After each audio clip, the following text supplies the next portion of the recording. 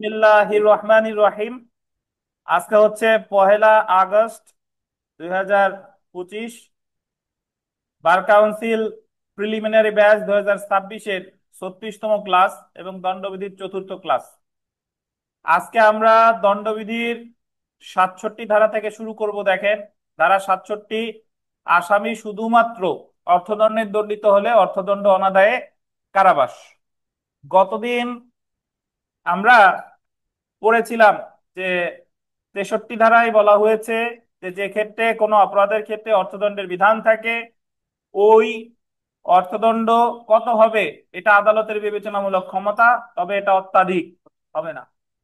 এবং 64 ধারায় বলা হয়েছিল যে অর্থদণ্ড অনাদায়ে আদালত কারাদণ্ড দিতে পারবে। অর্থদণ্ড অনাদায়ে কারাদণ্ড দিতে পারবে, এই কথাটা বলা হয়েছিল 64 ধারায়। আর অর্থদণ্ড অনাদায়ে কতদিন কারাদণ্ড দিতে পারবে এই ব্যাখ্যাটা দেওয়া হয়েছে 65 ধারায়। তো তার আগে বলে রাখি যে যখন কোনো ব্যক্তিকে যাবজ্জীবন কারাদণ্ড দেওয়া হয় এবং যাবজ্জীবন কারাদণ্ডের সাথে অর্থদণ্ড দেয়, অথবা কারাদণ্ডের সাথে অর্থদণ্ড দেয়, অথবা যাবজ্জীবন কারাদণ্ডও দেয় নাই, কারাদণ্ডও দেয় নাই, শুধু অর্থদণ্ড দিছে, তো তখন এর বিধানটা কি হবে এই বিধানগুলো আসলে আলোচনা করছে 57, 65, 67। তো প্রথমে যদি বলি যে যাবজ্জীবন কারাদণ্ডের সাথে যদি অর্থদণ্ড দেয়, তাহলে গতদিন বিস্তারিত বলছিলাম, আজকেও আর একটু বলে নি। সেটা হলো যে যাবজ্জীবন কারাবাস মানে হলো একজন ব্যক্তির আমৃত্যু কারাবাস। অর্থাৎ একজন ব্যক্তিকে যদি যাবজ্জীবন কারাদণ্ড দেয়, ধরে নিবেন সে কতদিন জেল খাটবে, যতদিন পর্যন্ত সে মারা না যায়। এখন 65 ধারায় বলতেছে যে যদি কাউকে কারাদণ্ডের সাথে অর্থদণ্ড দিয়ে থাকে, তাহলে ওই অর্থদণ্ড অনাদায়ে ওই ধারায় যে সর্বোচ্চ সাজা হতে পারতো তার 1/4 পর্যন্ত কারাদণ্ড হতে পারে। এটা বলছে 65। এখন যাবজ্জীবন কারাদণ্ড যদি আমৃত্যু কারাবাস হয়, তাহলে যাবজ্জীবন কারাদণ্ড একজন ব্যক্তি কত বছর বাঁচবে এটা তো আল্লাহ ছাড়া কেউ জানে না। তাহলে এটা 1/4 তো হিসাব করা সহজ না। তখন আইন প্রণেতারা 57 ধারায় একটা বিধান করলো, যে 57 ধারায় বলা আছে যে যদি যাবজ্জীবন কারাদণ্ডের সাথে অর্থদণ্ড দেওয়া হয়, তখন ওই অর্থদণ্ডে অনাদায় কারাদণ্ডটা হিসাবের ক্ষেত্রে যাবজ্জীবন কারাদণ্ডকে ধরতে হবে 30 বছর, এবং এই 30 বছরে 4 দিয়ে ভাগ করতে হবে। এই কথাটা বলেছে কত, 65। তাহলে 30 বছরের 1/4 হবে 7 বছর 6 মাস। তাহলে যাবজ্জীবন কারাদণ্ডের সাথে ওই ব্যক্তি ভোগ করবে 7 বছর 6 মাস।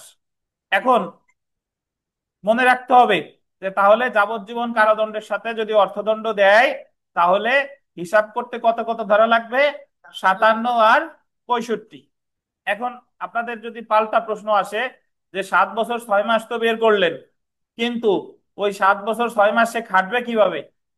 যাবজ্জীবন কারাদণ্ড যদি আমৃত্যুই কারাবাস হয়, তাহলে 7 বছর 6 মাস সে কিভাবে ভোগ করবে?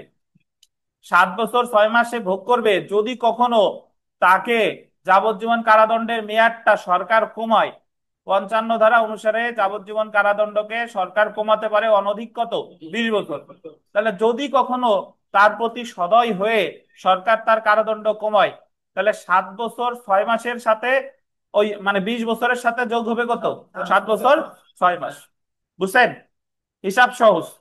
তাহলে যাবজ্জীবন কারাদণ্ডের সাথে অর্থদণ্ড দিলে এই হিসাব করতে লাগবে 57-র সাথে কত ধারা, 65। এখন যদি বলে যদি কাউকে শুধু কারাদণ্ড দেয় এবং সেই সাথে অর্থদণ্ড দেয়, সেই ক্ষেত্রে লাগবে শুধু 65।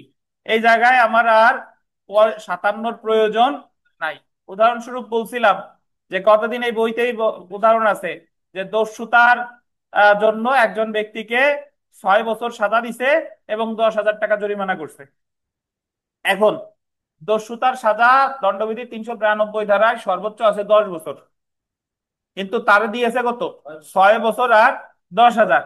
এখন এই 10,000 টাকা অনাদায়ে আর এক্সট্রা কতদিনের কারাদণ্ড দিতে পারে সেই ব্যাখ্যাটা দিয়েছে 65 ধারায়। বলেছে যে দস্যুতায় সর্বোচ্চ যে সাজা দিতে পারতো সেটার 1/4। যা দিছে তার 1/4 না, দিছে তো 6 বছর, দেখবে যে সর্বোচ্চ ওই ধারায় সাজা কত, ওই ধারায় সর্বোচ্চ সাজা ছিল 10 বছর। তাহলে 10 বছরের 4 ভাগের 1 ভাগ কত? 2 বছর 6 মাস। তাহলে 6 বছরের সাথে যদি সে জরিমানা দিতে না পারে, আরো ভোগ করবে 2 বছর 6 মাস। এবং গতদিন আমরা আরেকটু পড়ছিলাম, এই যে যে কারাদণ্ডের সাথে অর্থদণ্ড দিলে, অর্থদণ্ড অনাদায়ে যে কারাদণ্ডটা হচ্ছে, সেটা কি সশ্রম হবে নাকি বিনাশ্রম হবে? এই ব্যাখ্যাটা দিয়েছে 66 ধারায়। কত ধারায়? 66 ধারায়। অর্থাৎ 65 ধারায় আপনি যে কারাদণ্ডটা হিসাব করতেছেন, এটা সশ্রম হতে পারে, এটা বিনাশ্রম হতে পারে। এই কথাটাই বলেছে কত ধারায়? 66 ধারায়। বুঝছেন? এখন আজকে আমরা পড়বো 67 ধারা থেকে। অর্থাৎ কাউকে কারাদণ্ডের সাথে অর্থদণ্ডও দেয় নাই, বা যাবজ্জীবন কারাদণ্ডের সাথে অর্থদণ্ড দেয় নাই। কিছু কিছু অপরাধ আছে যে সকল অপরাধে আদালত কোনো কারাদণ্ড ছাড়া শুধু অর্থদণ্ডই দিতে পারে। তাহলে ওই অর্থদণ্ড যদি সে না দিতে পারে, তাহলে তার কি, কতদিন কারাদণ্ড সে ভোগ করবে, এই বিধানটা আলোচনা করা হয়েছে দণ্ডবিধির 67 ধারায়। কি পিপাস সাহেব, আমরা কি পড়তেছি? পড়তেছি না, আপনি বইয়ের সাথে মিলাই মিলাই কি পড়েন? না, দাগ দেওয়ার কথা, দাগ, যখন কথা বলবো তখন কথা শুনবেন। যখন আপনি দাগাচ্ছেন আমি কথা বলতেছি, তার মানে আপনার সাথে আমার যোগাযোগ ঠিক নাই।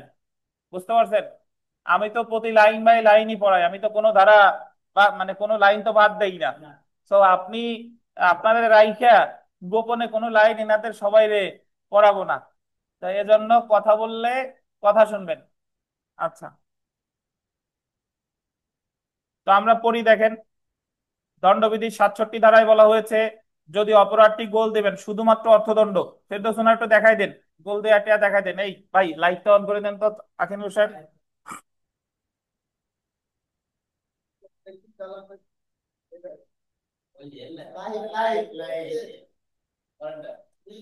হ্যাঁ, যদি অপরাধটি শুধুমাত্র অর্থদণ্ডে শাস্তিযোগ্য হয়, এমন অর্থদণ্ড পরিশোধ করতে ব্যর্থতার কারণে আদালত যে কারাবাস আরোপ করে গোল দিবেন, সেটা বিনাশ্রম হবে। বিনাশ্রম গোল দেন মানে, শুধু যদি অর্থদণ্ড দেয়, ধরেন আপনারা যারা কোর্টে যান তারা জানেন যে দণ্ডবিধির 290 ধারায় সাজা দেয় পাবলিক নিউসেন্সের। ওই যে তরুণ তরুণী আবাসিক হোটেলে ধরা খাইছে, তখন মামলায় নিয়ে গেলে তাদেরকে 290 ধারায়, দণ্ডবিধির 290 ধারায় সাজা দিয়ে দেয় মাত্র 200 টাকা। ওই ধারায় কারাদণ্ডের কোনো বিধান নাই। তাহলে ওই 200 টাকা অনাদায়ে, যদি ওই 200 টাকা দেওয়ার সামর্থ্য তার না থাকে, তাহলে ওই 200 টাকা অনাদায়ে কতদিনের কারাদণ্ড দিতে পারে, সেই ব্যাখ্যাটা দিছে কততে? 67 ধারায়। তবে ওই 200 টাকা যদি না দিতে পারে, কতদিন কারাদণ্ড হবে সেটা নিচে আসতেছি, বাট তার যে কারাদণ্ডটা হবে সেই কারাদণ্ডটা হবে কি? বিনাশ্রম। আচ্ছা, আমরা একটু পড়ি।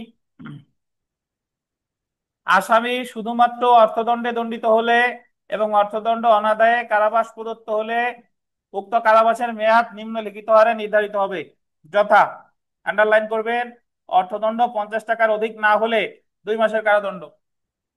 যদি তারা 50 টাকা জরিমানা করতো, তাহলে 50 টাকা না দিতে পারলে কারাদণ্ড কত? 2 মাস। অর্থদণ্ড 100 টাকার অধিক না হলে অনধিক কত? 4 মাস। অর্থদণ্ড যদি 100 টাকা হতো, মানে সর্বোচ্চ কত? 100। তাহলে 100 টাকার জন্য তারা কারাদণ্ড দিতে পারতো কত? 4 মাস। এবং অন্যান্য ক্ষেত্রে অর্থদণ্ডের পরিমাণ গোল দিবেন 100 টাকার বেশি হলে, এই শব্দটা গোল দেন, 100 টাকার বেশি হলে সর্বোচ্চ 6 মাসের কারাদণ্ডে দণ্ডিত করা যাবে। তো এখানে বিষয়টা কি দাঁড়ালো? 50 টাকা হলে কতদিন?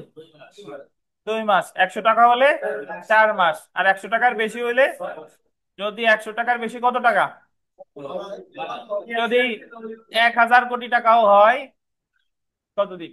6 মাস। তবে এই বিধানটা প্রযোজ্য শুধুমাত্র যে ক্ষেত্রে কি দেওয়া হয়েছে? অর্থদণ্ড। আর এই যে যে 2 মাস, 4 মাস, 6 মাস, এই যে যে কারাদণ্ডটা দিল, এই কারাদণ্ডটা হবে কি? বিনাশ্রম। বুঝছেন? সুতরাং যে ক্ষেত্রে অপরাধের শাস্তি শুধুমাত্র অর্থদণ্ড এবং উক্ত অর্থদণ্ড পরিশোধ করতে ব্যর্থ হলে আদালত সর্বোচ্চ 6 মাসের কারাদণ্ড দিতে পারে। আমরা এখানে একটা উদাহরণ আছে, উদাহরণে চলে আসি, দেখেন যে আবহাওয়াকে স্বাস্থ্যের পক্ষে ক্ষতিকর করে তোলা 278 ধারায় শাস্তিযোগ্য অপরাধ। এই ক্ষেত্রে একমাত্র শাস্তি হলো অর্থদণ্ড, যা অনধিক 500 টাকা পর্যন্ত হতে পারে। মানে এটা আমরা দণ্ডবিধি 278 ধারায় বলা আছে যে আপনি এমন একটা কাজ করছেন যে কাজের কারণে আবহাওয়ারে কি করছেন, মানে ক্ষতিকর, আবহাওয়া দূষিত করছেন। ধরেন টায়ার পুড়াইছেন, প্লাস্টিক পুড়াইছেন, বা এমন একটা কাজ করতেছেন, ইটের ইটের ভাটাও বলা যেতে পারে, যে আপনি মানে আইনের পন্থা ব্যতি রেখে ওই কাজটা করতেছেন। তাহলে সেই ক্ষেত্রে আপনার অর্থদণ্ড সর্বোচ্চ কত হতে পারে? 500 টাকা। কোনো আসামিকে যদি 278 ধারায় শুধুমাত্র 50 টাকা অর্থদণ্ড আরোপ করা হয় এবং সে যদি আরোপিত অর্থদণ্ড দিতে ব্যর্থ হয়, তাহলে অনাদায়ী কারাবাস কত হবে সেটা 67 ধারা অনুসারে নির্ণয় করতে হবে। যেহেতু আরোপিত অর্থদণ্ডের পরিমাণ 50 টাকার বেশি না, সেহেতু অনাদায়ী কারাবাস হতে পারে সর্বোচ্চ কত? 2 মাস। তাহলে 290-তে ওই যে পাবলিক নুইসেন্সের জন্য 290 ধারায় যে 200 টাকা জরিমানা করলো, 200 টাকা যদি তার দেওয়ার সামর্থ্য না থাকে, কতদিন? 6 মাস। 6 মাসটা কি সশ্রম নাকি বিনাশ্রম বলে? বিনাশ্রম। আচ্ছা, তো তাহলে এখানে দেখেন 65, 66 এবং 67 ধারার মধ্যে পার্থক্য আপনাদের এমনিতেই জানা উচিত, যে কারাদণ্ডের সাথে অর্থদণ্ড দিলে সেই ক্ষেত্রে 65, আর ওই অর্থদণ্ড অনাদায় যে কারাদণ্ডটা, 65-র কারাদণ্ডটা সশ্রম হতে পারে, বিনাশ্রম হতে পারে, এটা বলছে 66। আর 67 তো মাত্র বললাম যে অর্থদণ্ড অনাদায়ে যে কারাদণ্ডটা হবে সেটা হবে বিনাশ্রম, 50 টাকা পর্যন্ত 2 মাস, 100 টাকা পর্যন্ত কত? 4 মাস, 100 টাকার বেশি হলে 6 মাস। এই যে দেখেন, তো 65, 66 এবং 67 ধারার মধ্যে মৌলিক পার্থক্য হলো 65 ও 66 ধারা প্রযোজ্য হবে যে ক্ষেত্রে আসামি কারাবাস এবং অর্থদণ্ড উভয় দণ্ডে দণ্ডিত হয়, নাকি? কিন্তু 67 ধারা প্রযোজ্য হবে যে ক্ষেত্রে আসামি শুধুমাত্র অর্থদণ্ডে দণ্ডিত হয়। 66 ধারায় অর্থদণ্ড অনাদায় বা পরিশোধ না করার কারণে প্রদত্ত কারাবাস সশ্রম বা বিনাশ্রম হতে পারে, কিন্তু 67 ধারায় অর্থদণ্ড পরিশোধ না করার কারণে প্রদত্ত কারাবাস শুধুমাত্র কি হবে? বিনাশ্রম হতে পারে। জেনে রাখা ভালো, 67 ধারা অনুযায়ী যখন কোনো অপরাধ শুধুমাত্র অর্থদণ্ডে দণ্ডিত হয়, তখন অর্থদণ্ড পরিশোধ না করার জন্য সর্বোচ্চ শাস্তি হতে পারে কতদিন বলেন? 5 মাস। তো ফেরদৌস সাহেব, সরকার শিখতে বাদ দিয়ে দিয়েছি, ভুল হয়ে যাবে, শুধু ফেরদৌস বলেন কি বুঝছেন কিনা।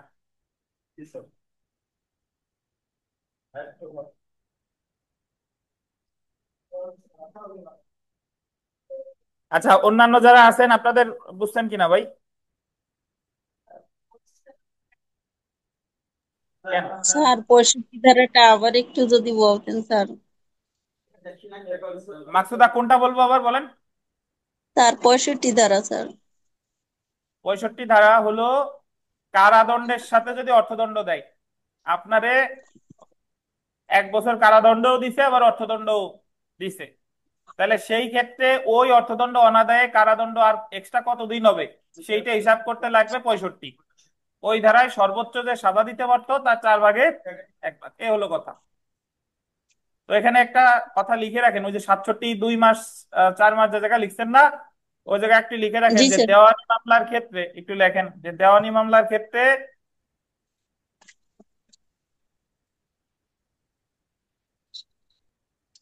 লেখেন যে দেওয়ানি মামলার ক্ষেত্রে দেওয়ানি কার্যবিধির 58 ধারা অনুসারে,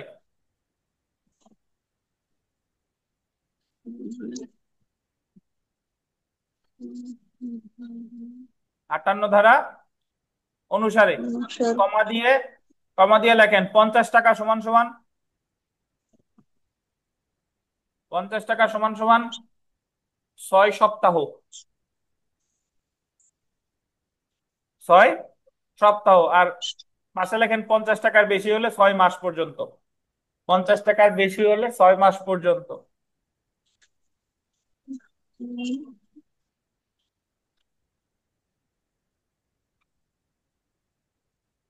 স্যার 50 টাকা সমান সমান? 50 টাকা সমান সমান 6 সপ্তাহ, 50 টাকার বেশি হলে? 50 টাকার বেশি হলে 6 মাস পর্যন্ত দেওয়ানি মামলায়। 50 টাকা পর্যন্ত 6 সপ্তাহ, 50 টাকার বেশি হলে 6 মাস। অর্থাৎ দেওয়ানি মামলা, ধরেন আপনার বিরুদ্ধে টাকা পায় একজন, 5 লাখ টাকা পায়। এখন আপনার যদি মামলা করছে, আপনি মামলায় হারছেন, আপনার টাকা দেওয়ার সামর্থ্য নাই, তাহলে আপনার সর্বোচ্চ কতদিন দেওয়ানি কারাবাস হতে পারে? 50 টাকা পর্যন্ত হইলে হতো কত? 6 সপ্তাহ। আর 50 টাকার বেশি যদি যদি 1000 কোটি টাকাও হয়, কত? 6 মাস। এবং এই দেওয়ানি মামলা, দেওয়ানি কার্যবিধি যখন আমরা পড়বো তখন এটা জানতে পারবেন যে এই জায়গায় সাবসিস্টেন্ট অ্যালাউন্স, মানে ওই ফেরদৌসের যদি কারাগারে যায় তাহলে ফেরদৌসের আবার কারাগারের ভরণ পোষণ আবার যে বাদী তার দেওয়া লাগবে। আবার এই ফেরদৌসের জীবনযাত্রা অনুসারে, ফেরদৌস ধরেন হরিণের মাংস খায়, কোয়েল পাখি খায়, এগুলো ছাড়া কিছু খায় না, তাহলে সেই অনুপাতে ফেরদৌস রে দেওয়া লাগবে। তো তাহলে দেওয়ানি কার্যবিধিতে মানে দেওয়ানি কারাগার কিন্তু আলাদা। ফৌজদারিতে আপনি যা খাবেন না না খাবেন সবকিছু বহন বহন করে রাষ্ট্র। আর দেওয়ানিতে যে মানে যার কারণে কারাগারে গেল সে সে দিবে আর কি। চেকের মামলা ভাই, চেকের মামলা এটা ফৌজদারি নেচারের, ফৌজদারি নেচার। আবার চেকের মামলা দেওয়ানি নেচারের হতে পারে। যদি ফৌজদারি নেচারের হয় তাহলে তো ফৌজদারি কারাদণ্ড যেভাবে হয় সেভাবেই। আচ্ছা, বিগত বছরের প্রশ্নে আসি। দেখেন, যে অপরাধের একমাত্র শাস্তি জরিমানা, একমাত্র শাস্তি জরিমানা, সেক্ষেত্রে জরিমানা অনাদায়ে দণ্ড হবে কি দণ্ড বলেন? বিনাশ্রম। যে ক্ষেত্রে অপরাধের শাস্তি শুধুমাত্র অর্থদণ্ড, সেক্ষেত্রে 100 টাকার অধিক অর্থদণ্ড প্রদানে ব্যর্থ হলে, 100 টাকার বেশি 6 মাস। কত মেয়াদের হতে পারে বলেন? 6 মাস। আর 100 টাকা পর্যন্ত হইলে 4 মাস। 4 মাস। আমরা চলে এসে 68 ধারা। ধারা 68, অর্থদণ্ড পরিশোধের ক্ষেত্রে কারাবাস বাতিল, ইংরেজিতে আন্ডারলাইন করেন, termination of imprisonment on payment of fine. Termination শব্দের অর্থ এখানে ব্যবহার করছে বাতিল বা অবসান। টার্মিনেশন মানে হচ্ছে অবসান, অফ ইমপ্রিজনমেন্ট মানে কারাদণ্ডের অবসান, অন পেমেন্ট অফ ফাইন অর্থদণ্ড যদি আপনার পরিশোধ করে। তো 68 ধারার মূল কথা হলো ভাই, যদি আপনাকে যে অর্থদণ্ড দিছে সেই অর্থদণ্ড যদি আপনি দিয়ে দেন তাহলে আপনার কারাবাস বাতিল। ধরেন, হ্যাঁ, আসেন। জি জি জি জি, ওই যে সিসি ক্যামেরার স্যার, ওখানে। তো আমরা ক্লাস শুরু করি। দেখেন, এখানে বলতেছে 68 ধারায় বলতেছে যে যদি আপনার অর্থদণ্ড অনাদায়ে কারাদণ্ড হয়, ধরেন 50 টাকা দিতে পারেন নাই, কতদিন কারাদণ্ড হইতে পারে? 2 মাস। যখন আপনি 50 টাকা এসে দিয়ে দিবেন সাথে সাথে আপনার কারাদণ্ড বাতিল, এই কথাটা বলছে 68-তে। মানে যত টাকা অর্থদণ্ড সেই টাকাটা সাথে সাথে দেওয়ার সাথে সাথে আপনার কারাদণ্ড কি হবে? বাতিল। এই যে দেখেন, অর্থদণ্ড পরিশোধ করতে ব্যর্থতার কারণে আদালত যে কারাবাস প্রদান করে তা বাতিল হবে যখন অর্থদণ্ড পরিশোধ করা হয় বা আইনি প্রক্রিয়ায় আদায় করা হয়, আন্ডারলাইন করেন, পরিশোধ করা হয় অথবা আইনি প্রক্রিয়ায় আদায় করা হয়, either paid or levied by process of law, levied by process of law. ঠিক আছে? তো বিষয়টা এমন না যে আপনি অর্থদণ্ড নিজ থেকে দেওয়া লাগবে। অনেক সময় এটা কি আদায়ও আদালত নিজের ইচ্ছা আদায় করছে। আর 69 ধারা হলো যা অর্থ যদি আপনি আনুপাতিক হারে দেন তাহলে আনুপাতিক হারে বাতিল হবে। ধরেন 50 টাকার জন্য 2 মাস হয়েছিল, এখন আপনার 50 টাকা দেওয়ার সামর্থ্য নাই, আপনি 25 টাকা দিচ্ছেন, তাহলে 1 মাস বাতিল। আর ভোগ করবেন কতদিন? 1 মাস। বুঝছেন? যদি 50 টাকার জন্য যদি 50 দিন কারাদণ্ড দেয়, 50 দিন তো দিতেই পারে, কারণ 50 টাকা সর্বোচ্চ দিতে পারে কত? 2 মাস। তাহলে 50 টাকায় 50 দিন যদি দেয়, আপনি যদি 30 টাকা দেন, আর কয়দিন কাটবেন? 20 দিন। তাহলে 68-তে হলো যতদিন যত অর্থদণ্ড হয়েছে পুরোটা দিয়ে দিলে পুরোটা বাদ, 68। আর যদি আনুপাতিক হারে দেন, আনুপাতিক হারে বাদ, এটা হচ্ছে কত? 69। এই যে দেখেন, জরিমানার আংশিক অংশ পরিশোধ করলে অর্থদণ্ড পরিশোধ করতে ব্যর্থতার কারণে আদালত যে কারাবাস প্রদান করে তা আনুপাতিক হারে আদালত বাতিল করতে পারে। গোল্ডেন ধারা কত? 69।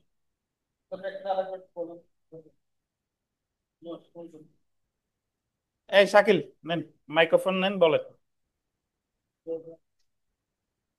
68 আর 69 ফেরদৌস বোঝান, সবার উদ্দেশ্য বলেন। 68-তে বলছে যে আমি, হ্যাঁ হ্যাঁ, আমাকে যে পরিমাণ অর্থদণ্ড দিছে, মানে অর্থদণ্ড দিছে তার বদলে আমি শাস্তি পাইছি হচ্ছিল 50 টাকা পর্যন্ত 2 মাস, তারপরে 100 টাকা পর্যন্ত 4 মাস, আর 100 টাকার বেশি হলে 6 মাস। দেখা গেছে আমাকে 100 টাকা পর্যন্ত দিতে পারে 4 মাস।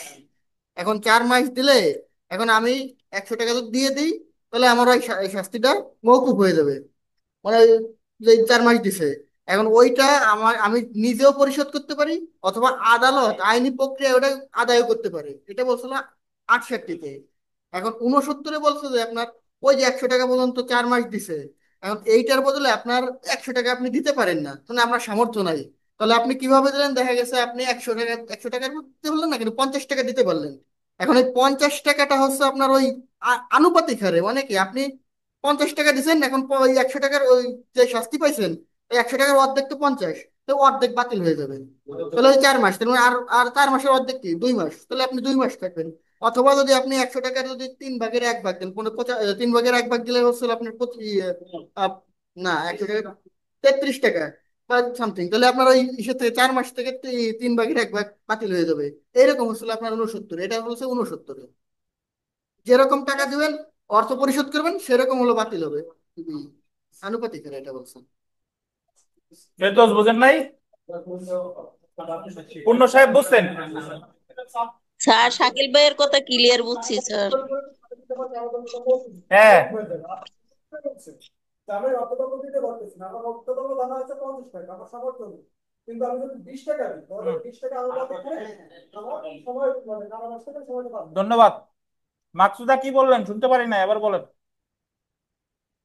শাকিল ভাইয়া যেভাবে বুঝাইছে স্যার, ওইটা ভালোভাবে বুঝছি, সেটা বলছি স্যার। ঠিক আছে, আচ্ছা, আমরা সেলফ প্র্যাকটিসে চলে আসি। দেখেন, যে ক্ষেত্রে অর্থদণ্ডের বিধান থাকে কিন্তু কত টাকা অর্থদণ্ড দেওয়া যাবে সে বিষয়ে উল্লেখ থাকে না, সেক্ষেত্রে অর্থদণ্ডের নির্দিষ্ট সীমানায় তবে অত্যাধিক হবে না। কত দ্বারা? 63 দ্বারা। আজকে বারবার যেটা বলছি সেই 3 নাম্বারটা যদি একটু দেখেন, where no sum is expressed to which the fine may extend, the amount of fine to which the offender is liable is unlimited, মানে সীমাহীন, but shall not excessive, but অত্যাধিক হবে না। তো এখানে মোটামুটি যে প্রশ্ন আছে সবই গুরুত্বপূর্ণ, সবই কষ্ট করে পড়ে ফেলবেন। 12 নাম্বার প্রশ্নটা পড়ি। এবং আপনারা অনেকে ভুল পদ্ধতিতে পড়েন। আপনারা এই জায়গায় অনেকে আছেন যারা এই এমসিকিউ গুলো মুখস্থ করেন, এগুলা কিন্তু মুখস্থের বিষয় না। মূল যে আলোচনা করছি এই আলোচনাটা যদি বুঝেন, এই জায়গার 98% প্রশ্ন আপনি এমনিতেই পারবেন। If the offence be punishable with fine only, মানে যদি শুধুমাত্র অর্থদণ্ডে শাস্তিযোগ্য হয়, the imprisonment which the court imposes in default of payment of fine shall be কি, যদি অর্থদণ্ড অনাদায়ে যে কারাদণ্ডটা হবে সেটা কি হবে? বিনাশ্রম। সিম্পল। শুধু অর্থদণ্ড দিলে অর্থদণ্ড অনাদায়ে যে কারাদণ্ডটা হবে সেটা হবে বিনাশ্রম, আর বিনাশ্রমের ইংরেজি হচ্ছে সিম্পল। তো এরপরে এখানে এই ধরনের প্রশ্ন হতে পারে 15-16। দেখেন, যে ক্ষেত্রে অপরাধের শাস্তি শুধুমাত্র অর্থদণ্ড, সেক্ষেত্রে 50 টাকার কম অর্থদণ্ড প্রদানে ব্যর্থ হলে সর্বোচ্চ কতদিন? 2 মাস। আর 100 টাকা পর্যন্ত কত? 4 মাস। 100 টাকার বেশি হলে 6 মাস। আমরা ধারা 70-এ চলে আসি। নূর আলম খান কিছু বলবেন?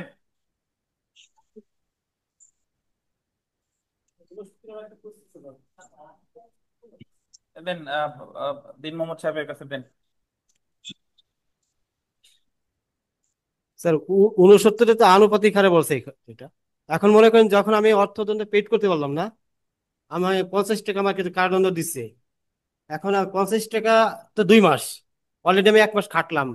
যখন দিচ্ছে তখন আমার কাছে কোনো টাকা পয়সা ছিল না, মানে 1 মাস খাটার পরে আমি আমার দ্বারা টাকা আইছে। এখন এরপর মানে পরবর্তী আর করণীয় 1 কি মাস স্যার? খাটা লাগবে না। ওইভাবে হবে? 1 মাস খাটার পরে এসে যদি 25 টাকা দেন, তাহলে আর 1 মাস খাটা লাগবে না।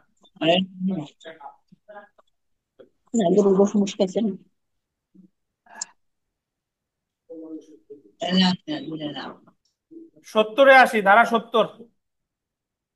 অর্থদণ্ড আদায়ের সময়সীমা, তানভীর আলম খান দেখেন, warrant, sorry, limitation of levy of fine, অর্থদণ্ড আদায়ের সময়সীমা। দণ্ডাজ্ঞা প্রদানের পরবর্তী গোল্ডেন 6 বছরের মধ্যে অর্থদণ্ড আদায়যোগ্য, 6 বছর। আপনারে যে অর্থদণ্ডটা দিছে, এই অর্থদণ্ড আদায় করবে কয় বছরের মধ্যে? 6 বছরের মধ্যে। যদি অপরাধী 6 বছরের বেশি সময়ের জন্য দণ্ডিত হয়, আন্ডারলাইন করেন, যদি অপরাধী 6 বছরের বেশি সময়ের জন্য দণ্ডিত হয়, তাহলে উক্ত দণ্ডের মেয়াদ সমাপ্ত হওয়ার পূর্বে যে কোনো সময় অর্থদণ্ড আদায়যোগ্য। আচ্ছা, একটু ব্যাখ্যা দিই। বিষয়টা হলো এরকম, ধরেন একজন রে 1 বছর কারাদণ্ড আর 10,000 টাকা জরিমানা করছে, তাহলে এই 10,000 টাকা জরিমানা যেদিন রায় দিল, এই প্রদানের কয় বছরের মধ্যে আদায় করবে? 6 বছর। এমন হতে পারে যে সে 1 বছর কারাদণ্ড খেটে বের হয়ে গেছে, কিন্তু তার অর্থদণ্ড সে নিজেও দেয় নাই, আদালতে এখনো আদায় করে নাই। তার মানে এই না যে আপনারে ছেড়ে দিছে, এটা আদায় করতে পারবে কতদিনের মধ্যে? 6 বছর। বুঝছেন? যখন কোনো ব্যক্তিকে 6 বছরের বেশি কারাদণ্ড দেয়া হয়, তখন ওই বেশি সময়ের মধ্যে আদায় করতে পারবে অর্থদণ্ড। ধরেন একজনকে 10 বছর, দস্যুতার জন্য 10 বছর কারাদণ্ড দিছে এবং জরিমানাও করছে, তাহলে জরিমানা আদায় করবে কয় বছরের মধ্যে? 10 বছর। না, যাবজ্জীবন কারাদণ্ডের সাথে অর্থদণ্ড দিছে কতদিন? মৃত্যুর আগ পর্যন্ত, যতদিন আছে ততদিন। ঠিক আছে। আচ্ছা, এখন আমরা জেনে রাখা ভালোতে যদি আসি, আচ্ছা এখন যদি এরকম ধরেন যে সে যাবজ্জীবন কারাদণ্ড 1 বছর খাটার পর মারা গেছে, তাহলে কি তার অর্থদণ্ড আদায় করবে? না, করবে। ওই 6 বছর, 6 বছরেরটা প্রযোজ্য হবে। বুঝছেন? মানে 6 বছরের বেশি হলে ওই সুবিধা পাবে, কিন্তু 6 বছরের যদি তার আগে যদি সে মারা যায় ইটাই, কিন্তু সেক্ষেত্রে 6 বছরের বিধানটাই প্রযোজ্য। কি তানভীর? জেনে রাখা ভালো, দেখেন, কারাবাসকালে আদায়যোগ্য অর্থদণ্ড অপরাধীর মৃত্যু হলেও সম্পত্তি দায় মুক্ত হবে না। এই যে দেখছেন, মরে যাও আপনি বাইসে যান নাই, মৃত্যু হলেও দায়মুক্ত হবে না, অর্থাৎ মৃত্যু মৃত্যু মৃত ব্যক্তির সম্পত্তি হতে তা আদায়যোগ্য হবে। এখন আপনারা অনেকে প্রশ্ন করে থাকেন যে স্যার, তার যদি কোনো সম্পত্তি না থাকে, না থাকলে নাই, না থাকলে এই জায়গায় নাই, বাট পরবর্তীতে যে বিশেষ আইনগুলো হয়েছে, বিশেষ আইন বলতে আমি একটা আইনের কথা বলি, নারী ও শিশু নির্যাতন দমন আইন।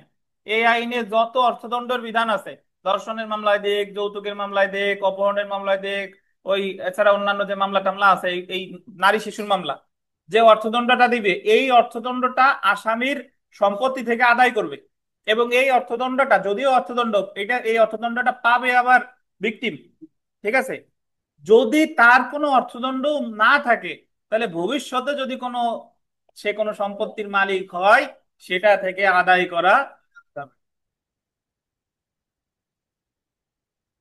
তো সেক্ষেত্রে রায়, হ্যাঁ বলেন। দেখা যাচ্ছে কি যে দাঁড়ান, এই যে নিন, এটা দেন তো আমাদের। স্যার, আমাকে 10,000 টাকা অর্থদণ্ড দেওয়া হয়েছে, কিন্তু ওই যে 10,000 টাকা অর্থদণ্ড আমি দিতে পারছি না, কিন্তু আমার সম্পত্তি আছে। কিন্তু যে সম্পত্তি আছে সেটা বিক্রি করলে 10,000 টাকা হবে না, সর্বসকলে 6,000 টাকা হতে পারে। এক্ষেত্রে বিষয়টা কি হবে স্যার? 6,000 টাকা নেবে, আর 4,000 পাওনা থাকলেও ভবিষ্যতে যদি আপনি মালিক হন, ওই 4,000 নেবে।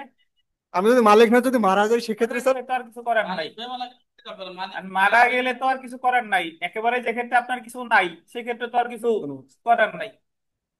তবে আপনার জন্য ওই নিষ্ঠুর আচরণ করবে না যে ওর হার্ট কিডনি নিলামে উঠে 4,000 যে নিবে, সেটা করবে না আর কি। ওইটুক সম্মান আপনারা দেখাইছে। আচ্ছা, তো যে ক্ষেত্রে রায় উল্লেখ করা হয়েছে যে কোনো ব্যক্তি কতিপয় অপরাধের মধ্যে একটি অপরাধে অভিযুক্ত, কিন্তু কোন অপরাধে অভিযুক্ত তার সন্দেহপূর্ণ, এটা বললেন সন্দেহপূর্ণ, সেই ক্ষেত্রে সকল অপরাধের জন্য একই শাস্তির বিধান না থাকলে উক্ত ব্যক্তি যে দণ্ডে দণ্ডিত হবে, সেই অপরাধের জন্য বল দেবেন সর্বনিম্ন শাস্তির ব্যবধান আছে। যে অপরাধের জন্য সর্বনিম্ন শাস্তির ব্যবস্থা আছে, ধারা হচ্ছে 72। এই কথাটা একটু ব্যাখ্যা দিই। বিচারক ছাড়া বলছে। কি লুকসানা কি বলেন বুঝি না। কথা আছে। হয়ে গেছে কাজ, আপনার কিছুই ল্যাগ করতেছে, শোনা যায় না। যাই হোক শুনেন, স্যার বিচারক, আপনার কথা কেটে কেটে আসে, আমরা বুঝতে পারতেছি না স্যার। সবাই কেটে কেটে আসতেছে না শুধু আপনাদের কার? ওই লুপসানা ওইটাই বলতেছে স্যার, আমি তো ভাবছিলাম প্রথমে আমার সমস্যা, আমারও শুনতে জি সমস্যা স্যার, হচ্ছে মাঝে আমাদের প্রথমে। মাঝে কেটে একটু কেটে সমস্যা হচ্ছে। আসতেছে। হ্যাঁ স্যার, কেটে কেটে আসতেছে স্যার। কিরকম কাটতেছে? 26 হয়েছে?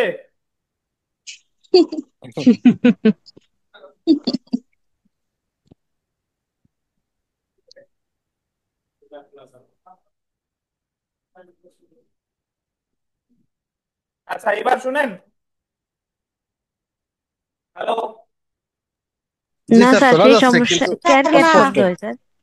এবার কি শোনা যায় স্যার নাকি এবারও নেটে সমস্যা? সমস্যা করে স্যার, নেটে সমস্যা করে স্যার। নেটে স্যার তো অল্প বুঝতে কথা বললে দিচ্ছে না। বোঝা যায় না স্যার, একটু বেশি কথা বলেন তারপরে বোঝা যাবে। আচ্ছা শুনেন, 72 ধারার মূল কথা হলো যে যখন বিচারকের কাছে সন্দেহর সৃষ্টি হয়েছে যে ফেরদৌস একটা অপরাধ করছে, এখন কোন অপরাধ করছে এটা উনি নিশ্চিত না।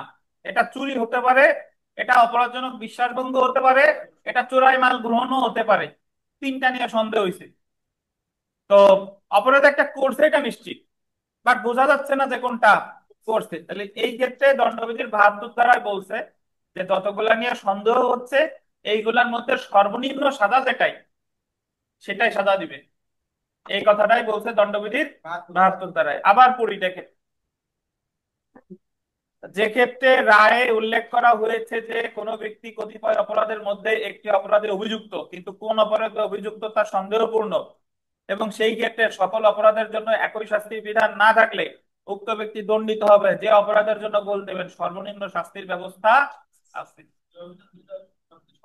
সব থেকে কম শাস্তি সেটাই সাজা দিবেন। বুঝতে পারছেন?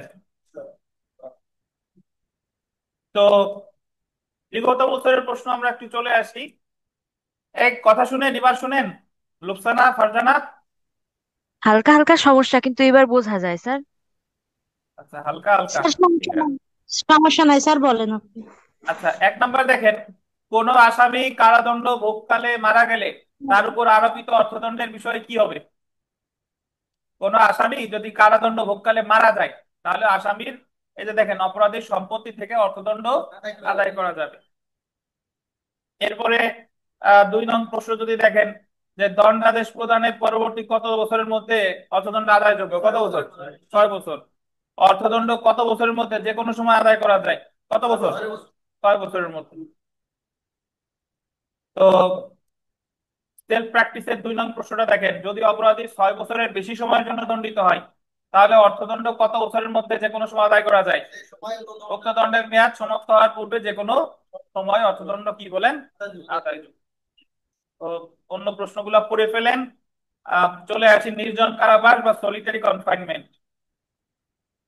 ধারা 73 থেকে 74, নির্জন কারাবাস বা সলিটারি কনফাইনমেন্ট।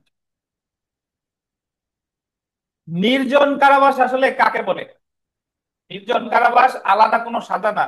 আমাদের দণ্ডবিধিতে অনুমোদিত সাজা, নুর আলম খান, কয় প্রকার? 5 প্রকার। কি কি ফেরদৌস বলেন কি কি?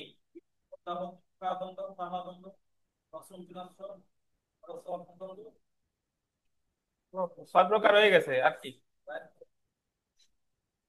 সম্পত্তি বাজেয়াপ্ত। তো এই 5 প্রকার সাজার মধ্যে নির্জন কারাবাস কিন্তু আলাদা কোনো সাজা না। নির্জন কারাবাস হলো কারাবাসের একটা আলাদা ফর্ম। অর্থাৎ আপনাকে যে কারাবাস আপনি ভোগ করবেন সেই কারাবাসের একটা নির্দিষ্ট সময় আদালত নির্দেশ দিতে পারে যে আপনাকে নির্জনে রাখা হবে। নর্মালি আপনি যখন কারাবাস ভোগ করবেন আপনার সাথে সাথে জেলের অন্যান্য কয়েদিরাও থাকে, কিন্তু আপনার সাজাটা একটু কঠোর করার জন্য বিচারক বলে দিতে পারে যে সে 1 মাস 2 মাস বা এই 10 দিন 12 দিন এই কয়দিন সে নির্জনে থাকবে। নির্জনে থাকবে মানে হলো তাকে একা একা রাখা হবে। সে কোনো প্রকার জনসাহায্য জনসাহায্য পাবে না, মানে সে কোনো প্রকার মানুষের সাথে কথা বলা বা দেখা করার সুযোগ তার হবে না। বুঝতে পারছেন? তো একটু পড়ি দেখেন, যারা ইংরেজি সিনেমা দেখেন, ইংরেজি সিনেমাতে দেখবেন কিছু কিছু জায়গায় শাস্তি দিছে এবং তারে একা একা রাখছে, এবং ওখানে অবস্থা আরো ভয়াবহ, যে একটা রুমে রাখছে অন্ধকার, ওই অন্ধকার তো অন্ধকার, ওরে 10 দিন 1 সপ্তাহ পর বের করছে, এবং এরপরে যখন আলোর দিকে তাকাচ্ছে সে আর আলোর দিকে তাকাইতে পারে না। আচ্ছা, তো নির্জন কারাবাস বা সলিটারি কনফাইনমেন্ট অর্থ, নির্জন কারাবাস অর্থ হলো যে অবস্থায় দণ্ডিত ব্যক্তি সর্বপ্রকার, আন্ডারলাইন করবেন, জনসাহায্য সাহচর্য থেকে কি হন, বঞ্চিত হন। নির্জন কারাবাসের ক্ষেত্রে কারাবন্দী বা কয়েদিকে প্রিজনার বাইরের জগতের সাথে কোনো প্রকার মেলামেশা ছাড়া সম্পূর্ণভাবে পৃথক রাখা হয়। সশ্রম কারাবাস প্রদান করা যায় এমন কোন দণ্ডে কোনো অপরাধীকে দণ্ডিত করা হলে তখন আদালত অপরাধীকে, এক সশ্রম কারাবাস শব্দটা বললেন, সশ্রম কারাবাস প্রদান করা যায় এমন কোন দণ্ডে কোনো অপরাধীকে দণ্ডিত করা হলে তখন আদালত অপরাধীকে তার বিরুদ্ধে যে কারাবাস দিয়েছে তার মেয়াদের কোনো অংশ বিশেষের বা কয়েকটি অংশের জন্য নির্জন কারাবাস আবদ্ধ রাখার আদেশ দিতে পারে। তো তাহলে একটু মনে রাখেন যে নির্জন কারাবাস শুধু তখনই দিতে পারে যখন মূল কারাবাসটা হলো সশ্রম, মূল কারাবাসটা সশ্রম, সেই ক্ষেত্রেই নির্জন কারাবাস দিতে পারে। যদি কখনো মূল কারাবাস বিনাশ্রম হয় সেক্ষেত্রে নির্জন কারাবাস দেওয়ার কোনো বিধান নেই। যে অপরাধের ক্ষেত্রে নির্জন কারাবাসের আদেশ দিতে পারে, দেখেন শুধুমাত্র যে অপরাধের শাস্তি বলতেন সশ্রম কারাবাস হতে পারে, সেই ক্ষেত্রে আদালত নির্জন কারাবাসের আদেশ দিতে পারে।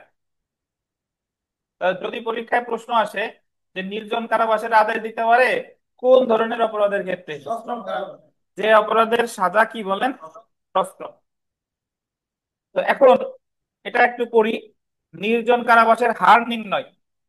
নির্জন কারাবাস নিম্নলিখিত হারে হবে, দেখেন যদি আরোপিত কারাবাস 6 মাস অতিক্রম না করে তাহলে নির্জন কারাবাস 1 মাসের বেশি হবে না।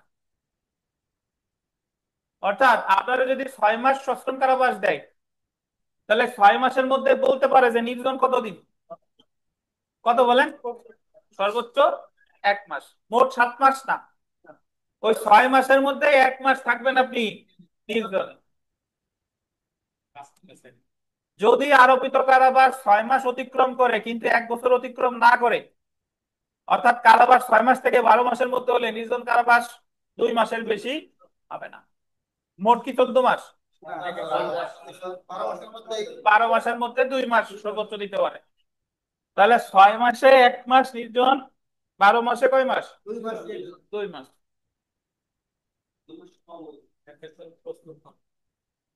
যদি কারাবাস 1 বছর অতিক্রম করে, যদি মূল যে কারাবাস এটা যদি 1 বছর অতিক্রম করে তাহলে নির্জন কারাবাস গোল দিবেন 3 মাসের বেশি হবে না।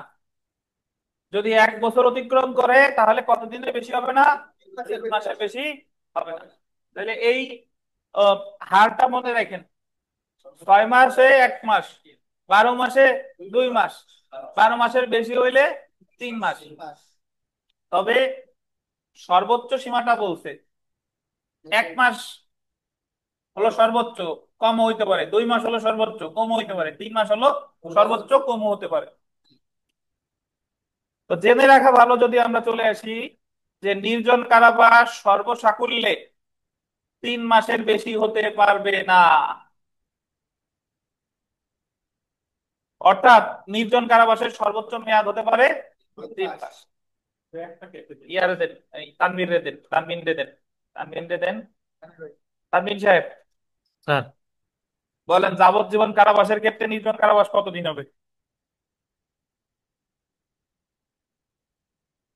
আমরা পড়ি না, এই জায়গা নাই, এখনো নাই, বলেন, বুঝে লাভ নাই, বলেন যাবজ্জীবন কারাবাসের ক্ষেত্রে নির্জন কারাবাস কতদিন হইতে পারে? নির্জন কারাবাস হবে কি হবে না এটা বলেন আগে। তার যাবজ্জীবন কারাবাসের ক্ষেত্রে নির্জন কারাবাস হবে কি হবে না, ইয়েস অর নো? না স্যার। হবে 3 মাস। কেন হবে ব্যাখ্যা দেন। নির্জন যাবজ্জীবন কারাবাস সবসময় সশ্রম হয়। যাবজ্জীবন কারাবাস সশ্রম সশ্রম হয়, আর যাবজ্জীবন কারাবাস তো ডেফিনেটলি 1 বছরের বেশি বেশি। তো এই ক্ষেত্রে নির্জন কারাবাস সর্বোচ্চ কত হতে পারে? 3 মাস। 3 মাস। বুঝছেন তানভীর সাহেব?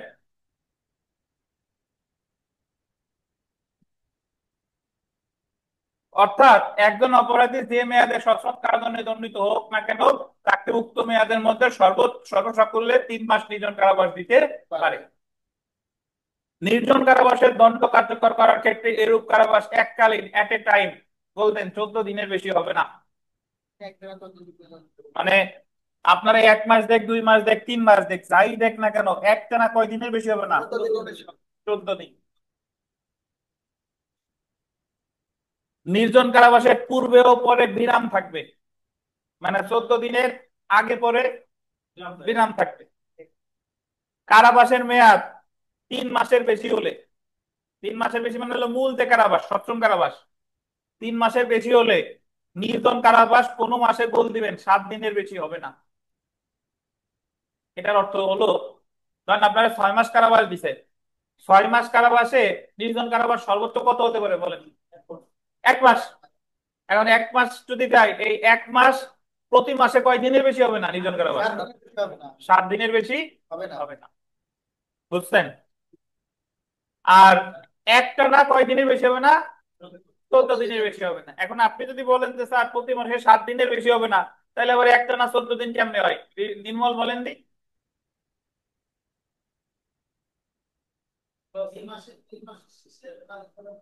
হ্যাঁ, এই মাসের শেষের 7 দিন আর ওই মাসের প্রথম 7 দিন।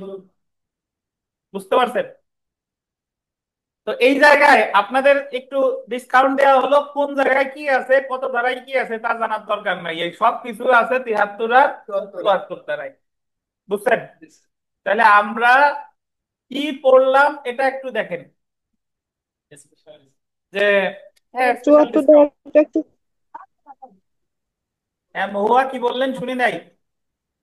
স্যার 74 ধারাটা আর একটু ইয়া করেন, মানে স্যার একটু আর একটু বুঝাই দিলে ভালো হতো। আমি মানে শুনতে এই হ্যাঁ, বোঝা যায় না ক্লিয়ারই মানে করতেছি। মূল বিষয় হলো, প্রথমত আমি বলি 73 74 দ্বারাই আপনার আইডেন্টিফাই করার দরকার নাই। আপনি ধরে নেবেন নির্জন কারাবাস এই বিষয়টা আছেই কত থেকে? 73 আর 74 কথা শেষ।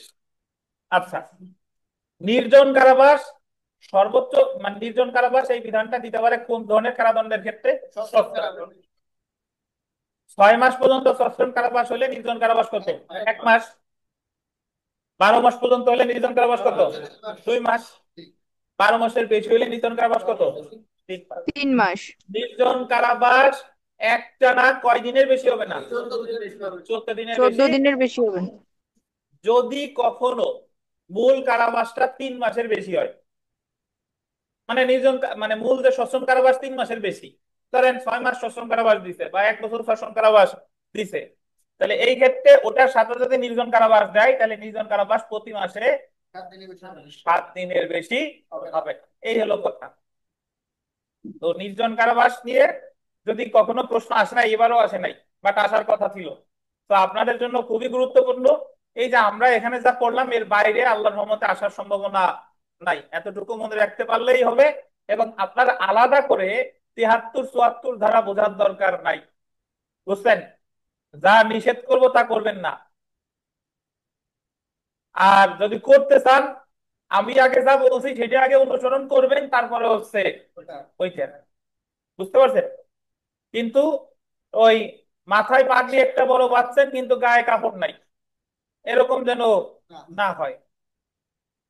আমার অনলাইনের এক স্টুডেন্ট আছে, রাতের ব্যাচে, উনি এক কোর্টের বোধহয় স্টাফ। তো উনি আমি যা পড়াই না তাও পড়ে, মানে ধরেন ফৌজদারি কার্যবিধি 340 ধারা সাফাই সাক্ষী আছে, ডিফেন্স উইটনেস, ওই জায়গায় জাস্ট আমরা একটা ধারণা করছি যে সাফাই সাক্ষী আছে 340 ধারায়, আপনার সাফাই সাক্ষী আছে এবং আইনজীবীর মাধ্যমে আত্মপক্ষ সমর্থনের অধিকার প্লাস সাফাই সাক্ষী, দুইটা বিষয় আছে। কিন্তু ওই জায়গায় কোনো সাবসেকশন আমি পড়াই নাই। উনি ওই মূল আইনের সাবসেকশন 340-1, 340-2, 340-3 এইগুলো পড়ে। মানে এগুলো তো পড়ে আমার কোনো দরকার তাই, আমার শুধু ওই মূল জিনিসটা জানতে পারলেই হলো। এগুলো হলো পর্যশ্রম। বুঝতে পারছেন? এগুলা আপনার দরকার পাশ করা, এরপর আপনি উকিল হয়ে সব জানেন। আপাতত যে জায়গা থেকে আমার যা জানার দরকার এইটুক জানলেই হবে। আর উকিল হইলে আপনারা আরো ভুলবেন। বুঝছেন? যা জানার দরকার এই জায়গা থেকেই অনেক জানে যাচ্ছেন, কিন্তু উকিল হইলে একটা নির্দিষ্ট বিষয় নিয়ে কাজ করেন, ওর বাইরে 2 মাস করার পরে সব মাথা থেকে সাদা হয়ে যাবে। আচ্ছা, এই যে যারা লিখিত পরীক্ষা দিছে, ধরেন এই যে আজকে হলো 1 তারিখ, মানে 1 মাস 3 দিন হইছে, এনরা 1 মাস 3 দিন পড়ালেখার বাইরে, ওরা যা জানতো ওদের মাথা থেকে 80% হয়ে গেছে। জি। তো আমরা সেলফ প্র্যাকটিসে চলে আসি। সেলফ প্র্যাকটিসে অনেকগুলো প্রশ্ন আসছে, দেখেন 3 নাম্বার। স্যার স্যার একটু কথা বলতে চাইছিলাম স্যার। বলেন। স্যার এই রাত্রে কয়টায় ক্লাস করান স্যার? এই কথা পরে বললেন, পড়া রিলেটেড কোনো কথা আছে? রাত্রে আচ্ছা 10টায় স্যার পড়াই, ঠিক 10টায়। 10টায় রাত্রে পড়বেন। আচ্ছা স্যার, পরে কথা বলবো স্যার। হ্যাঁ ঠিক আছে। নির্জন আচ্ছা। কারাবাস সর্বসাকুল্যে ড্যাশের বেশি হতে পারবে না, কত দিনের? 3 মাসের বেশি হতে পারবে না। আর বাদ বাকি জায়গা থেকে যত প্রশ্ন আছে আশা করি ইনশাল্লাহ সব পারবেন। যে জায়গা ফাঁকা আছে এই জায়গা ধারা 75 ধারাটা একটু লেখেন। যদি আপনাদের কোথাও ফাঁকা থাকে সেখানে 75 ধারাটা একটু লিখতে হবে,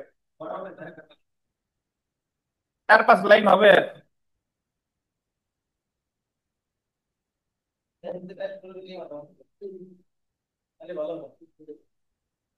তাহলে নির্ধারণ করা আমার একটা না 14 দিনের বেশি হবে, মানে 14 দিনের বেশি দিতে পারবে না, সেটা আসলে 3 মাস যদি দেয়, 3 মাসের কম বা 3 মাস, তাহলে আসলে ওইটা ওই ব্যবহার করা যাবে।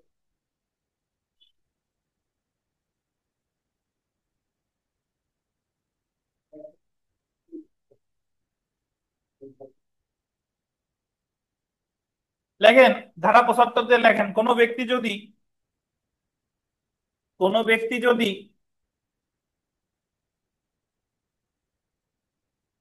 এই বিধির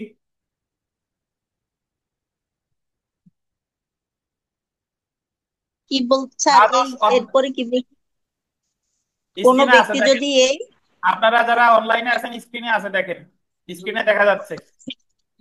কোন ব্যক্তি যদি এই বিধির, বিধি মানে হলো দণ্ডবিধির যে বিধি সেই বিধি, কোন ব্যক্তি যদি এই বিধির দ্বাদশ অধ্যায়ের দ্বাদশ অধ্যায়ের ব্র্যাকেটে লেখেন ধারা 230 থেকে, ধারা 230 থেকে 263 ব্র্যাকেট শেষ, অথবা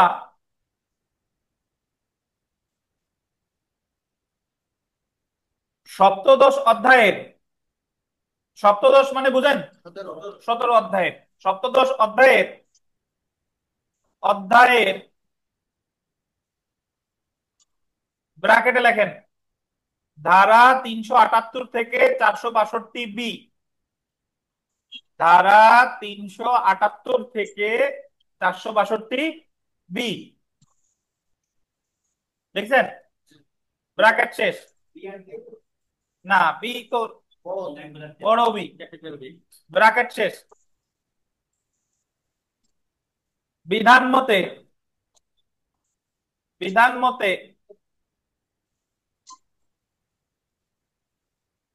দণ্ডনীয় কোনো অপরাধের জন্য, দণ্ডনীয় কোনো অপরাধের জন্য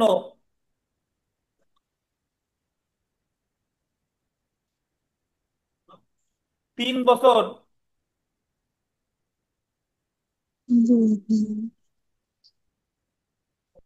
বা এর বেশি মেয়াদের, 3 বছর বা এর বেশি মেয়াদের সশ্রম বা বিনাশ্রম কারাদণ্ডে দণ্ডিত হয়। 3 বছর বা এর বেশি মেয়াদের সশ্রম বা বিনাশ্রম কারাদণ্ডে দণ্ডিত হয়।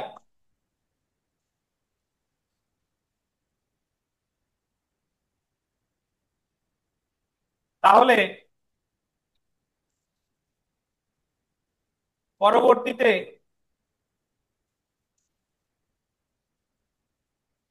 উক্ত একই অপরাধের জন্য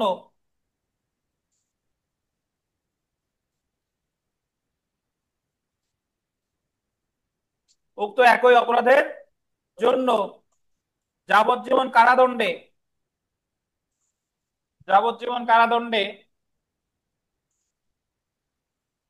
অথবা 10 বছর পর্যন্ত মেয়াদের সশ্রম বা বিনাশ্রম কারাদণ্ডে দণ্ডনীয় হবে। 10 বছর পর্যন্ত মেয়াদের সশ্রম বা বিনাশ্রম কারাদণ্ডে দণ্ডনীয় হবে।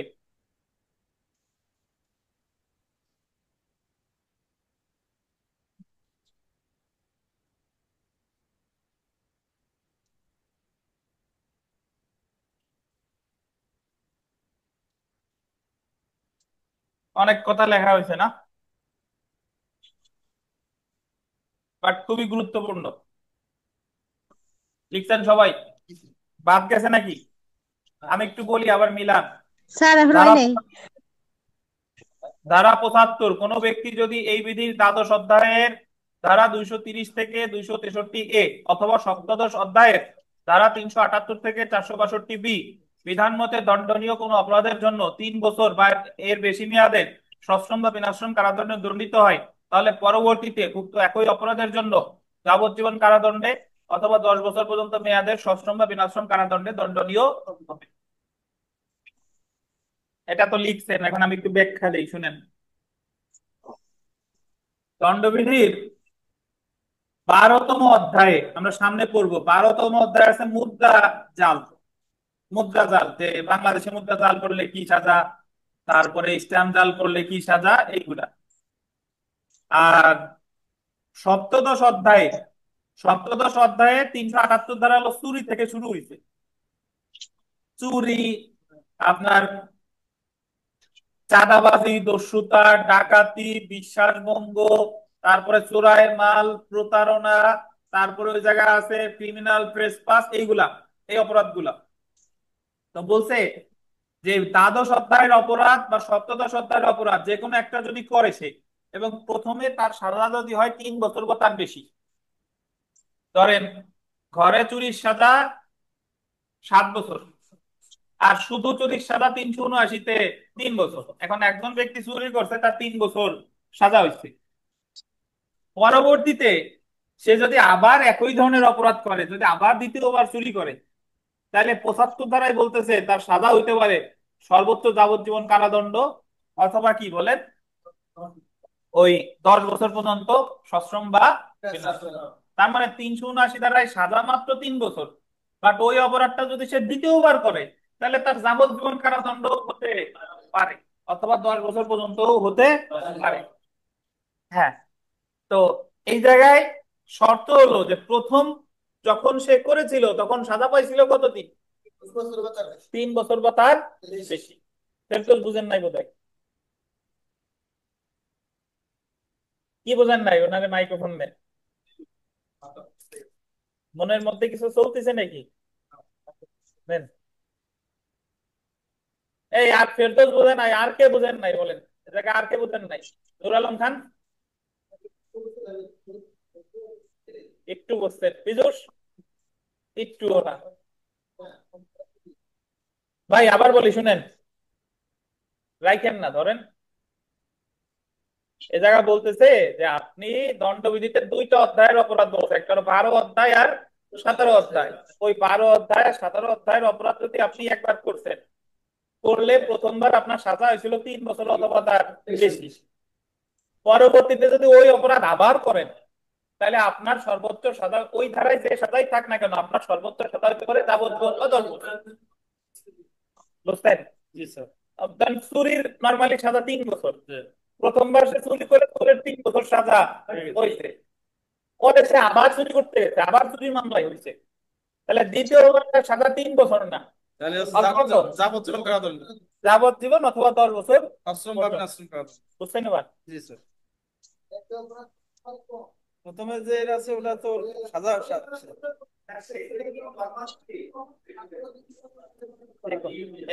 তাহলে প্রথমবার সাজা পাইছেন 3 বছর বা তার বেশি। ওই ধারা অনুযায়ী স্যার, ওই ধারা অনুযায়ী প্রথমবার যে সাজা ছিল সেটা পাইছি। পরবর্তীতে যদি এই একই অপরাধ করে তাহলে হচ্ছে যাবজ্জীবন কারাদণ্ড বা 10 বছর সশ্রম বা বিনাশ্রম কারাদণ্ড। জি স্যার। এর অনলাইনে বুঝেন নাই কে কে বলেন? স্যার বুঝতে পেরেছি। পারেন নাই মোহ? বুঝেছি স্যার।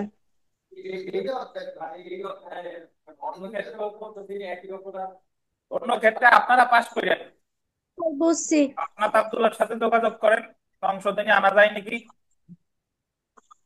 বর্তমানে 12 আর 17 অধ্যায়ের ক্ষেত্রেই প্রদত্ত, তা তো আইন সব পরিবর্তন করতেছে, তো এটাও করুক।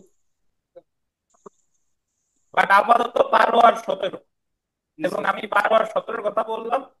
12 17 হলো আপনার ওই যে 12 শুরু হয়েছে আপনার মুদ্রা জাল দিয়ে, আর 17 শুরু হয়েছে চুরি দিয়া, আর শেষ হয়েছে হলো যে আপনার ক্রিমিনাল ট্রেসপাস দিয়ে, অপরাধ গৃহপ্রবেশ দিয়ে। মাঝে চুরি, চাঁদাবাজি, দস্যুতা, ডাকাতি, বিশ্বাসভঙ্গ, আত্মসাৎ, চোরাই মাল, প্রতারণা, এগুলা আছে।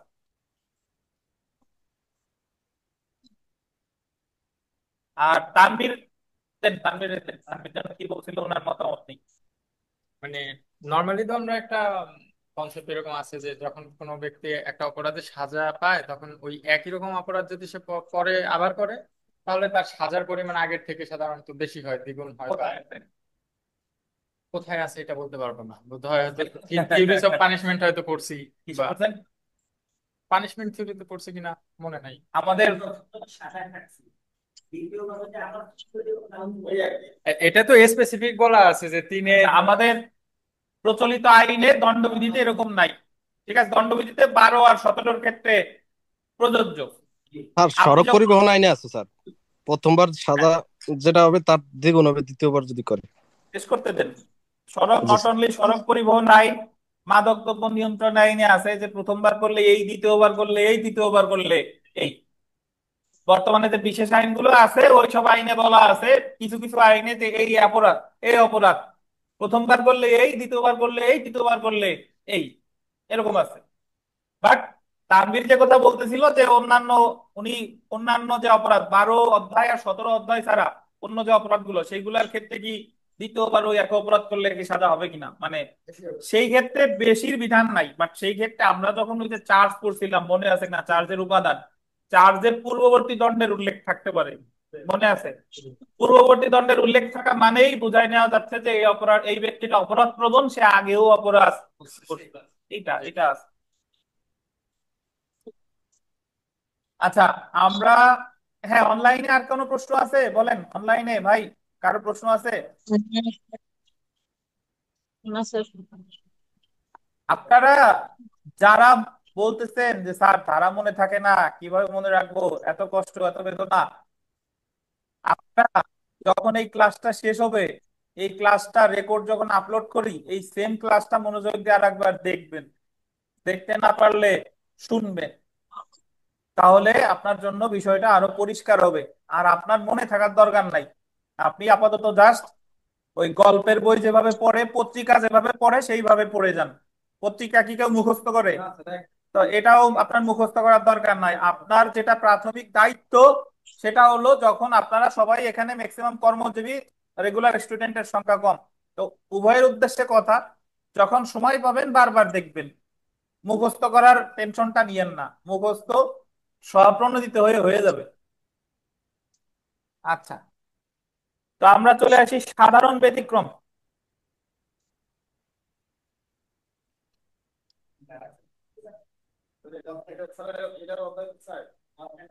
অধ্যায় 4, এটা আমরা একটু পরে শুরু করি, আমাদের 10 মিনিট বিরতি, বিরতি শেষে শুরু করি। আচ্ছা, বিরতির পরে আমরা শুরু করি সাধারণ ব্যতিক্রম সমূহ বা জেনারেল এক্সেপশনস।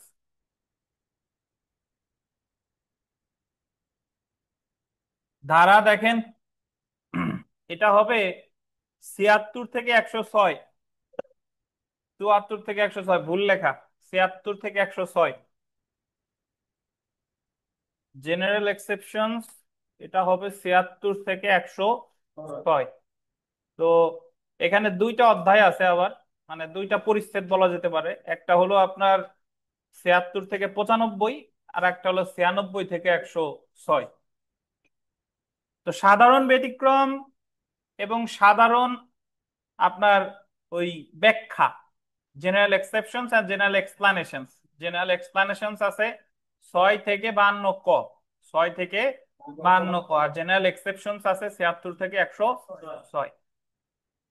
তো জেনারেল এক্সেপশনস আসলে কাকে বলে এটা একটু বোঝার আছে। জেনারেল এক্সেপশনস হচ্ছে যে যে কাজটা আপাত দৃষ্টিতে অপরাধ বলে মনে হয় কিন্তু প্রকৃতপক্ষে সেটা অপরাধ না। তো সাধারণত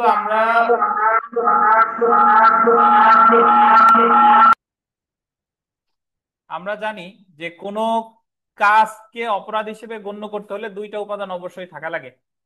একটা হচ্ছে আপনার মেন্স রিয়া, পূর্ব পরিকল্পনা, মানে মেন্স রিয়া মানে হলো পূর্ব পরিকল্পনা বা গিলটি মাইন্ড, আর একটা হলো দোষাবহ কার্য বা একটা সিয়াস। তো এই দুইটার কোনো একটা যদি অনুপস্থিত থাকে তাহলে সেটাকে কিন্তু অপরাধ বলা যাবে না। তো এই যে যে সাধারণ ব্যতিক্রম গুলো, এই সাধারণ ব্যতিক্রম এর ক্ষেত্রে আহ একটা রিয়াস থাকে, দোষাবহ কার্য থাকে, দোষাবহ কার্য থাকে কিন্তু প্রকৃতপক্ষে ওই জায়গায় তার দোষী মন থাকে না। তো সেই ক্ষেত্রে প্রাথমিকভাবে মনে হয় যে এই কাজটা অপরাধ কিন্তু প্রকৃতপক্ষে এই কাজটা অপরাধ না, যদি আসামি মানে অভিযুক্ত ব্যক্তি প্রমাণ করতে পারে যে সে এই কাজটা সরল বিশ্বাসে করেছে, তার কোনো প্রকার পূর্ব পরিকল্পনা বা গিলটি মাইন্ড বা মেনসরিয়া ছিল না। তো প্রথমে কিন্তু তার বিরুদ্ধে মামলা হবে, হত্যা মামলা বলেন বা অপরাধের মামলা বলেন, যে মামলাই হোক হবে। পরবর্তীতে আসামিকে প্রমাণ করতে হবে যে সে এটা ইচ্ছা করে করে নাই, তার সরল বিশ্বাসে এইটা ঘটে গেছে। এইটারে এই যে যারা এই সুবিধাটা নিতে চায় এই বিধানগুলোরই বলে সাধারণ ব্যতিক্রম। তো একটু পড়া শুরু করি, দেখেন সাধারণ ব্যতিক্রম। দণ্ডবিধির 4র্থ অধ্যায়ে ফৌজদারি দায়ের সাধারণ ব্যতিক্রম নিয়ে আলোচনা করা হয়েছে। দণ্ডবিধির 76 থেকে 106 ধারায় বল দিবেন কিছু কার্য বা কার্য বিরতিকে। এটা বলে অ্যাক্টস অ্যান্ড ওমিশন।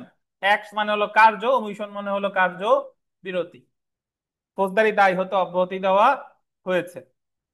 এ সকল কার্য বা কার্যবিরতিগুলোকে ফৌজদারি দায়ের সাধারণ ব্যতিক্রম বা জেনারেল এক্সেপশনস বলে। কোন কার্য বা কার্যবিরতি, আন্ডারলাইন করবেন, 76 থেকে 106 ধারায় উল্লেখিত শর্তাবলী পূরণ করে তাহলে এমন কার্য বা কার্যবিরতি অপরাধ হিসেবে গণ্য হবে না। বুঝতে পারছেন? যেমন দেখেন, ক খকে গুলি করে হত্যা করে 300 ধারা অনুসারে এমন কার্য খুন হিসেবে গণ্য হবে, কিন্তু মামলায় যদি এটা প্রমাণিত হয় যে ধর্ষণ চেষ্টার সময় ক খকে গুলি করে, যেহেতু আত্মরক্ষার অধিকার প্রয়োগে ক খকে হত্যা করেছে, সেহেতু এমন কার্য 100 ধারা অনুসারে অপরাধ মানে অপরাধ হিসেবে গণ্য হবে। তার বিরুদ্ধে মামলা হয়েছে খুনের মামলা, কিন্তু দণ্ডবিধির 100 ধারায় বলা আছে যে 6টা অপরাধের ক্ষেত্রে আত্মরক্ষার্থে যে ওই কাজটা করতে আসে তারা মারলেও সেটা অপরাধ হবে না। তার মধ্যে একটা আছে, আমার যদি কেউ মারতে আসে হত্যা করতে আসে তারে হত্যা করলে আমার অপরাধ হবে না। আমারে কেউ গুরুতর আঘাত করতে আসলে তারে হত্যা করলে আমার অপরাধ হবে না। যাকে ধর্ষণ করতে এসেছে সে যদি ওই যে এসেছে তারে যদি মেরে ফেলে তাহলে ধর্ষণ মানে যে যে আহ, মানে ভিকটিম যে তার কোনো অপরাধ হয় নাই। ঠিক আছে, ভিকটিম মানে ওই মামলায় তো সে আসামি, বাট সে তো প্রথমে ছিল কি ভিকটিম। সে যদি প্রমাণ করতে পারে যে তাকে ধর্ষণ করতে এসেছিল এই কারণেই সে হত্যা করেছে, তো সেই ক্ষেত্রে সে খুনের মামলা থেকে সে ফৌজদারি দায় হতে অব্যাহতি পাবে। তো বিশেষ ব্যতিক্রমে যদি আমরা চলে আসি, যে 76 থেকে 106 ধারায় উল্লেখিত সাধারণ ব্যতিক্রম ছাড়াও দণ্ডবিধিতে আরো কিছু বিশেষ ব্যতিক্রম আছে যেগুলো কোনো নির্দিষ্ট অপরাধের ক্ষেত্রে প্রযোজ্য। বলছে যে এই যে 76 থেকে 106 এগুলা ছাড়াও দণ্ডবিধিতে আরো ব্যতিক্রম আছে। এই সকল ব্যতিক্রম সহ বিশেষ ব্যতিক্রম হিসেবে পরিচিত। যেমন 300 ধারায় আন্ডারলাইন করেন 5টি ব্যতিক্রম উল্লেখ করা আছে যে কখন নিন্দনীয় হত্যা খুন হিসেবে গণ্য হবে না। অন্যদিকে 499 ধারায় মানহানির আছে কয়টা ব্যতিক্রম? 10টা ব্যতিক্রম। এছাড়া আরো বেশ কয়েক জায়গায় ব্যতিক্রম আছে। তো এখন আমরা এটা একটু দেখি যে ব্যতিক্রম প্রমাণের ভার, burden of proof of exceptions. শুনেন ভাই, আমরা যখন সাক্ষ্য আইন পড়বো, সাক্ষ্য আইনের একটা অধ্যায় আছে বার্ডেন অফ প্রুফ, প্রমাণের দায়ভার। তো আপাত দৃষ্টিতে মানে এটা মনে রাখেন যে যে মামলা করবে প্রমাণ করতে হবে তার, হোক সেটা দেওয়ানি মামলা হোক সেটা ফৌজদারি মামলা। ধরেন যদি কোনো হত্যা মামলা হয় তাহলে হত্যা মামলা যিনি দায়ের করেছেন তাকেই সেটা প্রমাণ করতে হবে। তার মানে এখানে আসামির প্রমাণের কোনো দায়ভার নাই। আসামি যদি কিছু নাও চুপচাপ থাকে আর রাষ্ট্রপক্ষ যদি প্রমাণে ব্যর্থ হয় তাহলে আসামি কি পাবে? খালাস পাবে। কিন্তু আসামি ইচ্ছা করলে নিজের নির্দোষ প্রমাণ করতে পারে। আসামি যদি মনে করে যে যে হত্যাকাণ্ডটা, হত্যা মামলা তার বিরুদ্ধে হয়েছে, বাট এই হত্যাটা সে পূর্ব পরিকল্পিত উপায়ে করে নাই, এটা সেই যে আত্মহত্যার অধিকার বা সাধারণ ব্যতিক্রমের যেগুলো আছে এগুলা যে কোনো একটা করতে গিয়ে করেছে, তাহলে সে এটা প্রমাণ করতে হবে আসামিকেই। তাহলে সাধারণ ব্যতিক্রম বাদী প্রমাণ করবে না, সাধারণ ব্যতিক্রমের আশ্রয় নেয় আসামি, প্রমাণ করবে কে? আসামি। সহজভাবে বললে সাধারণ ব্যতিক্রম যে দাবি করে তাকেই সাধারণ ব্যতিক্রমের ওই বিষয়টা প্রমাণ করতে হবে। এটাই বলেছে সাক্ষ্য আইনের 105 ধারায়। এই যে যদি একটু পড়ি, ভুল দিবেন। সাক্ষ্য আইনের 105 ধারা অনুযায়ী কোনো ব্যক্তি যদি দাবি করে তার কার্য বা কার্যবিরতি দণ্ডবিধির 76 থেকে 106 ধারায় উল্লেখিত কোনো সাধারণ ব্যতিক্রমের মধ্যে পড়ে, তবে তা প্রমাণের ভার উক্ত ব্যক্তির উপর বর্তায়। দণ্ডবিধির 76 থেকে 106 ধারায় উল্লেখিত সাধারণ ব্যতিক্রম সমূহ এবং দণ্ডবিধির অন্যান্য ধারায় উল্লেখিত ব্যতিক্রম সমূহ স্পেশাল এক্সেপশনস প্রমাণ করার ভার উক্ত ব্যতিক্রম দাবিকারী আসামি বা অভিযুক্ত ব্যক্তির। ব্যতিক্রম যে আসামি দাবি করবে তাকেই তা প্রমাণ করতে হবে। তাহলে যদি পরীক্ষায় প্রশ্ন আসে যে সাধারণ ব্যতিক্রম দাবি করবে কে?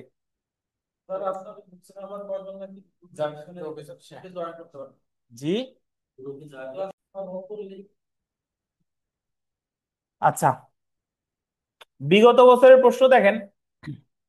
দ্য পেনাল কোড 1860-এর কোন অধ্যায়ে সাধারণ ব্যতিক্রম সমূহ বর্ণিত হয়েছে? চতুর্থ অধ্যায়। তো আমরা চলে আসি 76 থেকে 106 যে অধ্যায়টা, এখানে চলে আসি। প্রথমে দেখেন ভুল, মিস্টেক, ধারা 76 আর কত 79। একটু আমার আলোচনা শুনেন, তারপরে বই পড়েন। তো বিষয়টা হলো, ভুল বানানে অনেকে ভুল করেন। আজকে থেকে শিখে রাখেন, লিখিত পরীক্ষা যারা দিল এদের অনেকেই ভুল লেখে ভয় দীর্ঘ আর ল, বাট ভুল বানানে লিখতে হবে কি? ভয় হ্রস্ব আর ল। আচ্ছা, তো সিয়াত, প্রথমত মনে রাখেন যে ভুল হচ্ছে দুই প্রকার। একটা হচ্ছে ঘটনাগত ভুল, আর একটা হচ্ছে আইনগত ভুল।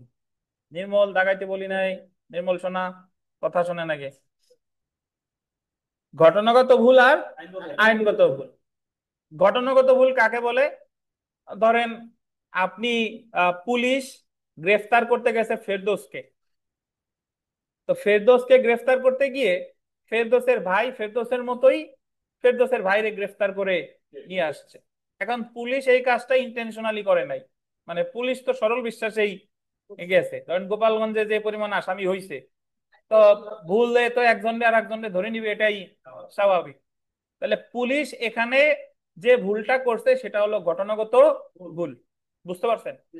আর আইনগত ভুল কাকে বলে?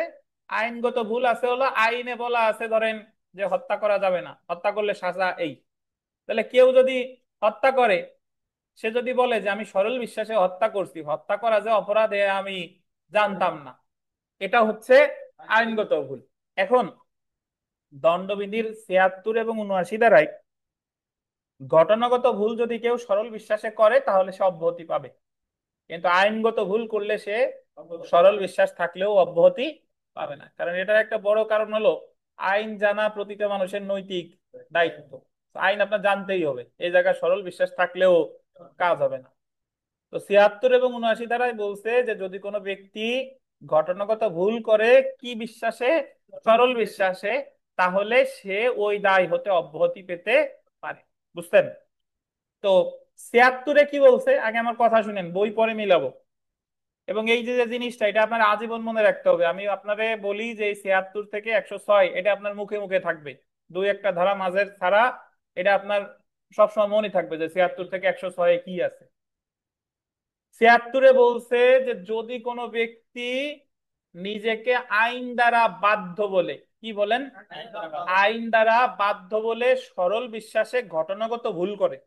আবার বলি, একজন ব্যক্তি ঘটনাগত ভুল করছে কি বিশ্বাসে? সরল বিশ্বাসে। নিজের আইন দ্বারা কি বলে? বাধ্য বলে, মানে ওই কাজটা করতে সে আইন দ্বারা বাধ্য ছিল। তো ওই কাজ করতে গিয়ে যে ঘটনাগত ভুল করছে ওটা যদি সরল বিশ্বাসে করে তাহলে সে ফৌজদারি দায় হতে অব্যাহতি পাবে। এই কথাটাই বলছে 76 দ্বারা। আমি উদাহরণ দিয়ে বোঝাই, শুনেন, এই সবাই উদাহরণ মনে রাখেন। ধরেন একজন পুলিশ অফিসার সে আইন অনুসারে তার যদি মামলায় তদন্তকারী কর্মকর্তা হয়, তাহলে সে আইন অনুসারে আহ, কি গ্রেফতার করতে মানুষের বাধ্য না? কোন মামলায় গ্রেফতার করতে সে বাধ্য। এখন সে ওই মামলা তদন্ত করতে গিয়ে গ্রেফতার করতে গেছে করিমকে, কিন্তু খবিরকে করিম হিসেবে গ্রেফতার করে নিয়ে আসছে। পুলিশের মনে কোনো খারাপ চিন্তা ছিল না, পুলিশ ভাবছে এই করিম। তো এই জায়গায় পুলিশ কি ভুল করছে? ঘটনাগত ভুল করছে, নিজের আইন দ্বারা কি বলে বাধ্য বলে ওই কাজটা করতে পুলিশ বাধ্য ছিল। তো ভবিষ্যতে খবির যদি মামলা করে ওই পুলিশের বিরুদ্ধে যে আপনি আমার ইচ্ছাকৃতভাবে ধরে নিয়ে আসছেন, আমি তো মামলার আসামি না, মামলার আসামি হলো কে? করিম, কিন্তু ধরে নিয়ে আসছেন আমারে, তাহলে পুলিশ মামলার আসামি হিসেবে পুলিশ অব্যাহতি পেতে পারে ৭৬ ধারায়। পুলিশ প্রমাণ করবে যে আমি সরল বিশ্বাসে কি ভুল করছি, ঘটনাগত ভুল করছি, এবং আমি আইন দ্বারা কি ছিলাম, বাধ্য ছিলাম। ৭৬ ধারা বুঝছেন?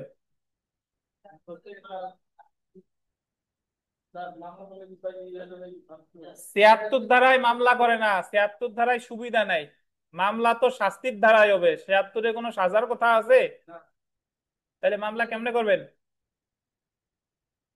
আগে কথা শুনেন, যা বলি সেইটুক শুনেন আগে, পরে যখন প্রশ্ন করতে বলি ওই সময় প্রশ্ন করেন। তাহলে ৭৬ ধারা আমি কয়েকটা জিনিস মনে রাখবো। কোন ব্যক্তি কি ভুল করছে, ঘটনাগত ভুল, কি বিশ্বাসে, সরল বিশ্বাসে, নিজেদের কি দ্বারা বাধ্য বলে, আইন দ্বারা বাধ্য বলে, তাহলে বাধ্য নাকি? তাহলে সে অব্যাহতি পাবে কত ধারায়? ৭৬ ধারায়। বুঝছেন? এবার ৭৯ শুনেন। ৭৬-এর সাথে আমরা মনে রাখবো ৭৯। ৭৯ আর ৭৬ অলমোস্ট সেম, খালি হালকা একটু পার্থক্য। এই ৭৯ তো ঘটনাগত ভুল করছে, সরল বিশ্বাসে করছে, বাট এই জায়গায় আইন দ্বারা সমর্থিত বলে, জাস্টিফাইড বাই ল। ৭৬-এ ছিল আইন দ্বারা বাধ্য, আর এটা হলো আইন দ্বারা সমর্থিত। তো সমর্থিতর ব্যাখ্যা কি? সমর্থিতর ব্যাখ্যা হলো, আমরা ফৌজদারি কার্যবিধি শেষ করেছি, ফৌজদারি কার্যবিধির ৫৯ ধারায় চলে যাই। ফৌজদারি কার্যবিধির ৫৯ ধারায় আছে একজন সাধারণ ব্যক্তি, মানে আমি আপনিও গ্রেফতারের ক্ষমতা আমাদের আছে, যদি আমাদের সামনে জামিন অযোগ্য এবং আমলযোগ্য অপরাধ সংগঠিত হয়, তবে ওই ব্যক্তিকে গ্রেফতার করে আমরা কোথায় নিয়ে যেতে পারি? থানায়। বাট আমরা কিন্তু গ্রেফতার করতে বাধ্য না, আইনে আমাদের ক্ষমতা দিছে, আমি ইচ্ছা করলে এটা প্রয়োগ করতেও পারি, নাও পারি। তো এটার বলে আইন দ্বারা সমর্থিত। কি বলেন? আইন দ্বারা সমর্থিত, জাস্টিফাইড বাই ল।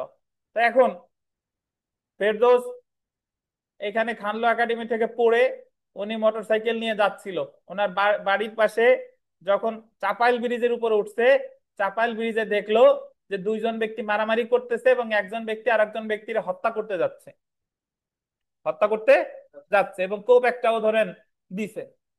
তো ফেরদৌস আইনের ছাত্র, ফেরদৌস জানে যে আমার সামনে যেহেতু এই অপরাধ আমলযোগ্য, যেহেতু হত্যা প্রচেষ্টা বা গুরুতর আঘাত করা একটা কি অপরাধ, আমলযোগ্য এবং জামিন অযোগ্য, ফেরদৌস করছে কি, ওই ব্যক্তিরে গ্রেফতার করে নিকটস্থ থানায় নিয়ে আসছে। থানায় এসে বলতেছে যে এ একটা আমলযোগ্য অপরাধ আমার সামনে করছে, এবং এই কারণে তাকে আমার ক্ষমতা আছে, আমি এই যে আপনাদের কাছে ধরে নিয়ে আসছি। তো এই কাজটা করতে কি ফেরদৌস বাধ্য ছিল? বাধ্য ছিল না, বাট করলে ওনার কোনো অপরাধ হয় নাই। এখন যারে ধরে নিয়ে আসছে সে যদি বলে যে ফেরদৌস তুমি কাজটা ভালো করে নাই, তুমি তো আসছো পরে, আসল ঘটনা তো তুমি জানো না, কি হয়েছে যে আমি তারে হত্যা করতে যাই, তারে কোপও দিছি, কিন্তু আমার গায়ের কোপ তুমি দেখো নাই, সে তো আগে আমারে মারতে আসছিল এবং আমি আত্মরক্ষার অধিকার প্রয়োগ করে তারে মারতে গেছি, আমি যদি না মারতাম তাহলে এতক্ষণ তো আমি নিজেই মারা যেতাম, বাট উল্টা তুমি আমারে ধরে নিয়ে আসছো, বরং তুমি আমারে ধরে এনে অপরাধটা করছো। তখন ফেরদৌস বলবে যে না ভাই, আমিও অপরাধ করি নাই, আমারও অব্যাহতি পাবো, আমি এই জায়গায় সরল বিশ্বাসে কি ভুল করছি, ঘটনাগত ভুল করছি, আর নিজেরে আমি আইন দ্বারা সমর্থিত ভাবছিলাম, তো আমিও অব্যাহতি পাবো ৭৯ ধারায়। বুঝছেন? তাহলে দুইটার কম্পেয়ার করি আমরা, দেখেন কোন ব্যক্তি নিজের আইন দ্বারা বাধ্য বলে ঘটনাগত ভুল করছে ৭৬, আর আইন দ্বারা সমর্থিত বলে ঘটনাগত ভুল করছে ৭৯। উভয় ক্ষেত্রেই ব্যক্তি দুইজন ঘটনাগত ভুল করছে সরল বিশ্বাসে, তাই তারা অব্যাহতি পাবে 76 আর কততে 79। বুঝতে পারছেন? কিন্তু যদি সরল বিশ্বাসে আইনগত ভুল করতো, আইনগত ভুল করলে কখনোই অব্যাহতি পেত না। তো আমরা একটু পড়ি, দেখেন। আইনগত ভুলের উদাহরণ অলরেডি দিছি, তারপর আবার বলে আইনে যা আছে তার বিরুদ্ধে কাজ করলে। আইনে আছে চুরি করা যাবে না, সরল বিশ্বাসে চুরি করে নিয়ে আসছেন। আইনে আছে খুন করা যাবে না, সরল বিশ্বাসে খুন করছেন, এই জায়গায় সরল বিশ্বাসে কাজ হবে না। ঠিক আছে? আচ্ছা, সরল বিশ্বাসে প্রতারণা করছেন, হবে আইন বিরুদ্ধে কাজ। দণ্ডবিধির 76 এবং 79 দ্বারা আইনের সাধারণ নীতি স্বীকৃতি দিয়েছে যে গোল দিবেন ঘটনার অজ্ঞতা অব্যাহতির অজুহাত হতে পারে, কিন্তু আইনের অজ্ঞতা কোনো অজুহাত নহে। ঘটনার অজ্ঞতা মানে হলো ঘটনাগত ভুল। দেখেন, ignorance of fact is excusable, but ignorance of law is not excusable. যার ল্যাটিন ম্যাক্সিম হলো ইগনোরেন্সিয়া ফ্যাক্টি এক্সকিউজাট, ইগনোরেন্সিয়া জুরিস নন এক্সকিউজাট। আন্ডারলাইন করেন। যদি কখনো প্রশ্ন আসে যে ঘটনাগত ভুল ফৌজদারি দায় হতে অব্যাহতি পেতে পারে কিন্তু আইনগত ভুল অব্যাহতি পাবে না, বা ignorance of fact is excusable but ignorance of law is not excusable, কোন কোন ধারায় প্রতিফলিত হয়েছে? 76 আর 79। তাহলে এখানে দেখেন মিস্টেক দুই প্রকার, আন্ডারলাইন করেন। একটা হলো ঘটনাগত ভুল আর একটা হচ্ছে আইনগত ভুল। 76 এবং 79 দ্বারা ঘটনাগত ভুল ও ভুল ধারণায় সম্পাদিত কোনো কার্যের ক্ষেত্রে প্রযোজ্য। প্রথমে আমরা চলে আসি ঘটনাগত ভুল, মিস্টেক অফ ফ্যাক্ট। ঘটনাগত ভুল বা মিস্টেক অফ ফ্যাক্ট হলো অঘটন জড়িত কোনো ভুল গোল দিবেন যেটা পূর্ব পরিকল্পনা অনুযায়ী কোনো ভুল না। মানে এই ভুলটা কি প্রি প্ল্যান অনুসারে করছে না। দণ্ডবিধির 76 ধারায় বলা হয়েছে কোনো কিছু অপরাধ না যা সম্পাদিত হয় এমন ব্যক্তি দ্বারা, আন্ডারলাইন করবেন, যে আইনগত ভুলের কারণে নয় বরং ঘটনাগত ভুলের কারণে গোল দিবেন সরল বিশ্বাসে নিজেকে কাজটি করতে গোল দিবেন আইন বলে বাধ্য বলে বিশ্বাস করে। কি দ্বারা বাধ্য বলে? আইন দ্বারা বাধ্য। তাহলে এখানে ঘটনাগত ভুল আছে, সরল বিশ্বাস আছে, নিজেরা বিশ্বাস করছেন কিভাবে? আইন দ্বারা বাধ্য। উদাহরণ দেখেন, উদাহরণটা এখানে ভুল লেখা আছে। যেমন পুলিশ এ কে বি মনে করে সরল বিশ্বাসে এ কে গ্রেফতার করে, বি কেটে এ লেখেন।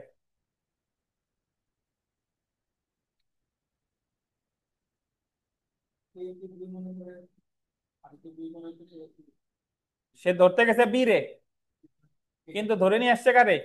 এ রে। এর হলো কাহিনী। এটা মিস্টেক অফ ফ্যাক্ট বা ঘটনাগত ভুল, এটা কোনো অপরাধ বলে গণ্য হবে না। ঘটনার অজ্ঞতা বা ঘটনা জানি না ফৌজদারি দায় হতে অব্যাহতির অজুহাত হতে পারে, ইগনোরেন্স অফ ফ্যাক্ট ইজ এক্সকিউজেবল। বুঝছেন? এবার আসে আইনগত ভুল। আইনগত ভুল ধরেন প্রকাশ্য স্থানে আপনি সিগারেট খাইতেছেন, প্রকাশ্য স্থানে ধূমপান দণ্ডনীয়। এখন দণ্ড দেখবা না দেখ সেটা হলো পরের বিষয়, বাট প্রকাশ্য স্থানে ধূমপান দণ্ডনীয়। এখন আপনি যদি সরল বিশ্বাসেও খান হবে না, অব্যাহতি পাবেন না। আইনগত ভুল বা মিস্টেক অফ ল অর্থ হলো কোনো প্রাসঙ্গিক বিষয় সম্পর্কে বিদ্যমান আইন, আন্ডারলাইন করেন, বিদ্যমান আইন বা অন্যভাবে কোনো আইন সম্পর্কে ভুল ধারণা, এবং একই সাথে আইন কি সেই সম্পর্কে ভুল ধারণা। আইন জানি না, আন্ডারলাইন করেন, আইন জানি না, এই কারণে কোনো ব্যক্তি ফৌজদারি দায় হতে অব্যাহতি পেতে পারে না। কারণ আইন জানি না এটা ফৌজদারি দায় হতে অব্যাহতি পাওয়ার কোনো অজুহাত হতে পারে না। Ignorance of law is not excuse. এখন আমরা একটু চলে আসি 76 এবং 79 ধারার মধ্যে পার্থক্য। 76 এবং 79 ধারায় আন্ডারলাইন করবেন, ঘটনাগত উভয় ধারায় ঘটনাগত ভুলকে ফৌজদারি দায় হতে অব্যাহতি পাওয়ার অজুহাত হিসেবে ব্যবহার করা হলেও 76 আর 79 ধারার মধ্যে অ্যাকচুয়ালি পার্থক্য আছে। 76 ধারা প্রযোজ্য হবে যদি কোনো ব্যক্তি গোল দিবেন নিজেকে আইন দ্বারা বাধ্য, আইন বলে বাধ্য, এবং ইংরেজিটা দেখেন বাউন্ড বাই ল। আইন দ্বারা বাধ্যর ইংরেজি কি? বাউন্ড বাই ল বলে মনে বিশ্বাস করে সরল বিশ্বাসে কোনো কাজ করে তাহলে তা অপরাধ বলে গণ্য হবে না। অপরদিকে 79 দ্বারা প্রযোজ্য হবে যদি কোনো ব্যক্তি নিজেকে গোল দিবেন আইন দ্বারা সমর্থিত বলে, আইন দ্বারা সমর্থিত, এর ইংরেজিটা লেখেন justified by law, justified by law. আইন দ্বারা সমর্থিত বলে মনে করে সরল বিশ্বাসে, উভয় ক্ষেত্রেই কি থাকতে হবে? সরল বিশ্বাসে কোনো কাজ করে, তাহলে তো অপরাধ বলে গণ্য হবে না। 3 নম্বর পয়েন্টটা যদি একটু পড়ি, আইন বলে বাধ্য, আইন দ্বারা সমর্থিত, এর মধ্যে পার্থক্য হলো আইন বলে বাধ্য এর ক্ষেত্রে কোনো ব্যক্তি কার্যটি করতে আইন দ্বারা বাধ্য থাকে, বুঝছেন? যেরকম সেনাবাহিনীর উপরস্থ কর্মকর্তা তার যে সৈনিক তারে বলছে যে জনতার উপর গুলি চালাও, তা ওই গুলি অবৈধ হতে পারে, একজন মানুষ মারা যেতে পারে, কিন্তু ওই সৈনিকের কোনো দায় নাই। সৈনিকের জায়গায় আইন দ্বারা কি ছিল? বাধ্য ছিল। দোষ যদি হয়, দোষ হবে কার? ওনার উপরস্থ কর্মকর্তা, কিন্তু এই জায়গায় সৈনিক ছিল আইন বলে বাধ্য, আইন দ্বারা বাধ্য। অন্যদিকে আইন দ্বারা সমর্থিত এর ক্ষেত্রে কোনো ব্যক্তি কার্যটি করতে আইন অনুসারে বাধ্য না, কিন্তু কার্যটি করলে আইন তাকে সমর্থন দিবে। তো সংক্ষেপে মনে রাখুন, ৭৬ এবং ৭৯ ধারায় ঘটনাগত অজ্ঞতা বা ভুল ফৌজদারি দায় হতে অব্যাহতি পাওয়ার অজুহাত হিসেবে ব্যবহার করা যেতে পারে, কিন্তু আইনের অজ্ঞতা ফৌজদারি দায় হতে অব্যাহতির কোনো অজুহাত হিসেবে ব্যবহার করা যাবে না। ৭৬ আর ৭৯ কে বুঝেন নাই বলেন? এখানে আমরা সেলফ প্র্যাকটিসের ৭ নং প্রশ্নটা দেখেন। একজন সৈনিক সে তার ঊর্ধ্বতন কর্মকর্তার আদেশে জনতার উপরে গুলি চালায়, এতে করে 5 জন ব্যক্তি গুরুতরভাবে জখম হয়। কোন ধরনের অপরাধ করছে বলেন? কোনো অপরাধ করে নাই। কেন করে নাই? তার সে আইন দ্বারা বাধ্য ছিল, বুঝছেন? ৮ নম্বর প্রশ্নটা পড়ি। একটি বিচারালয়ের অফিসার উক্ত আদালত কর্তৃক ওয়াই কে আটক করার আদেশপ্রাপ্ত হয়ে এবং যথাযথ অনুসন্ধান করার পর জেড কে ওয়াই মনে করে জেড কে আটক করে, মানে সে আটক করতে গেছিল ওয়াই কে, কিন্তু আটক করে ফেলছে কারে? জেড কে। আর এই জায়গায় সে কোনো কি অপরাধ করছে? যদি সে বলে সরল বিশ্বাসে করছে, তাহলে কোনো অপরাধ করে না। ৯ নং প্রশ্নটা দেখেন। জেড কে দেখেছে এমন একটি কার্য সম্পাদন করতে, মানে আরিফ জামানকে দেখেছে এমন একটি কার্য সম্পাদন করতে যা আরিফের নিকট খুন বলে মনে হয়। আরিফ ভাবছে যে জামান এই জায়গায় খুন করতেছে।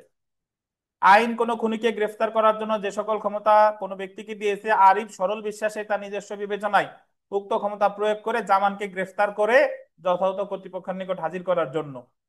এই ক্ষেত্রে মানে আরিফ জামান তো অ্যাকচুয়ালি ওই কাজটা করছে কিসের জন্য?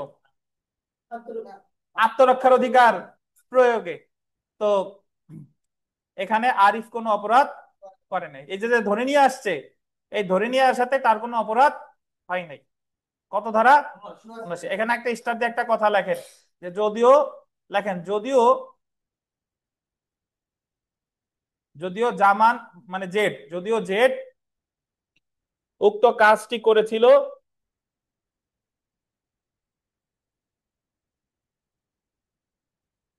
আত্মরক্ষার অধিকার প্রয়োগকালে।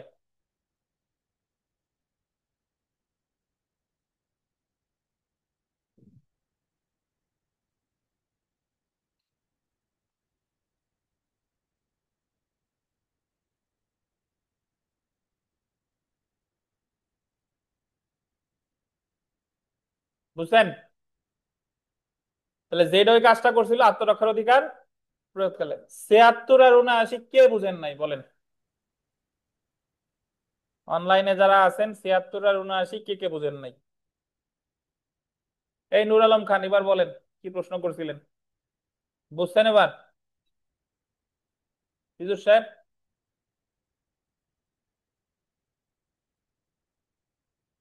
পিপাস সাহেব, পিপাস, ৭৬ আর ৭৯ বুঝছেন? কি বুঝছেন বলেন? ৭৬ কি বলছে আর ৭৯টা কি বলছে বলেন?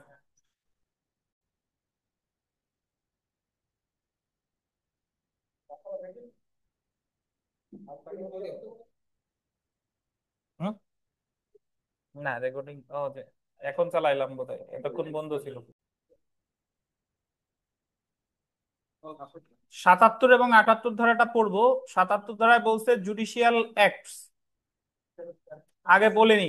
৭৭ ধারায় বলেছে যে বিচারক তার বিচার কার্য পরিচালনাকালে বিচারক যদি কোনো ভুল করে, ওই ভুলটা যদি তার সরল বিশ্বাসে করে, তাহলে বিচারক অব্যাহতি পাবে ৭৭ ধারায়। ধরেন বিচারকের জামিন দেওয়ার ক্ষমতা নাই, জামিন দিয়ে ফেলছে। বিচারকের সাজা দেওয়ার ক্ষমতা আছে 1 বছর, দিয়ে ফেলছে 1 বছরের বেশি। তো এরকম ক্রোক করার ক্ষমতা নাই, ক্রোক করে ফেলছে। এই রকম যদি কোনো বিচারক ভুল করে, তাহলে বিচারক যদি প্রমাণ করতে পারে যে এই কাজটা সে করেছে সরল বিশ্বাসে, তাহলে বিচারক অব্যাহতি পাবে কত ধারায়? ৭৭ ধারায়। আর আগে ৭৭টা পড়ি, দেখেন। ৭৭ ধারা গোল দিবেন, বিচার কার্য সম্পাদনকারী, আন্ডারলাইন করবেন, বিচারকের ক্ষেত্রে প্রযোজ্য। এবং ৭৮ ধারা আন্ডারলাইন করবেন, আদালতের আদেশ অনুসারে কার্য সম্পাদন করেছে এমন কর্মকর্তার ক্ষেত্রে প্রযোজ্য। ৭৮ ধারা বলতেছে যে আদালত যদি কাউকে কোনো আদেশ দেয় এবং সেই আদেশ অনুসারে ওই ব্যক্তি যদি কোনো কাজ করে, তাহলে ওই ব্যক্তি কোনো অপরাধ করে নাই। যদি পরে জানা গেল যে আদালতের ওই আদেশ দেওয়ার ক্ষমতা ছিল না, বাট ওই ব্যক্তি তো অলরেডি কাজটা, তাহলে ওই ব্যক্তি আদালতের আদেশ অনুসারে যেহেতু কাজটা করছে, তার কোনো অপরাধ হয় নাই। উদাহরণস্বরূপ ৭৮-এর উদাহরণ এইভাবে দেওয়া যায় যে আদালত একজনকে মৃত্যুদণ্ড দিছে, তো মৃত্যুদণ্ডের পরোয়ানা জল্লাদ সাহেব কার্যকর করছে, পরে জানা গেল যে এই অপরাধে মৃত্যুদণ্ড দেওয়া ভুল ক্রমে দিছে বা দেওয়ার ক্ষমতা ছিল না। তাহলে এই জায়গায় জল্লাদ অব্যাহতি পাবে ৭৮, আর বিচারক অব্যাহতি পেতে পারে কত? ৭৭। বুঝছেন? তাহলে বিচার কার্যের ক্ষেত্রে ৭৭, আর আদালতের নির্দেশ অনুসারে যে কেউ যদি কোনো কাজ করে, তাহলে সে অব্যাহতি পাবে কত? ৭৮। দেখেন তো ৭৭ ধারার শর্ত সমূহ। ৭৭ ধারার অধীন বিচারকের কার্য ফৌজদারি দায় হতে অব্যাহতি পেতে পারে যদি বিচারক বিচারিক কার্য সম্পাদনের কালে কাজটি করছে। সে এই কাজটা করছে অবশ্যই যখন সে বিচারিক দায়িত্ব পালন করতেছিল, তখন আইনে প্রদত্ত ক্ষমতা বলে কাজটা করছে। সে এই ক্ষমতাটা করছে, সে ধরে নিছে এই ক্ষমতাটা আইনে তাকে দিয়েছে, এমন ক্ষমতা আইন দ্বারা তাকে দেওয়া হয়েছে বলে সে সরল মনে বিশ্বাস করে। যেমন দেখেন, আহ যেমন বিচারক আইনের ভুল পাঠ করে মনে করে যে কোনো একটি বিষয় তার এখতিয়ারাধীন, বিচারক ভাবছে যে এই বিষয়টা তার এখতিয়ারাধীন, এই বিশ্বাসে সে একটি আদেশ প্রদান করে, তো উক্ত আদেশের জন্য সে কি হবে না? দায়ী হবে না। বুঝছেন? তাহলে পীযুষ সাহেব, ৭৮ ধারার মূল কথা কি?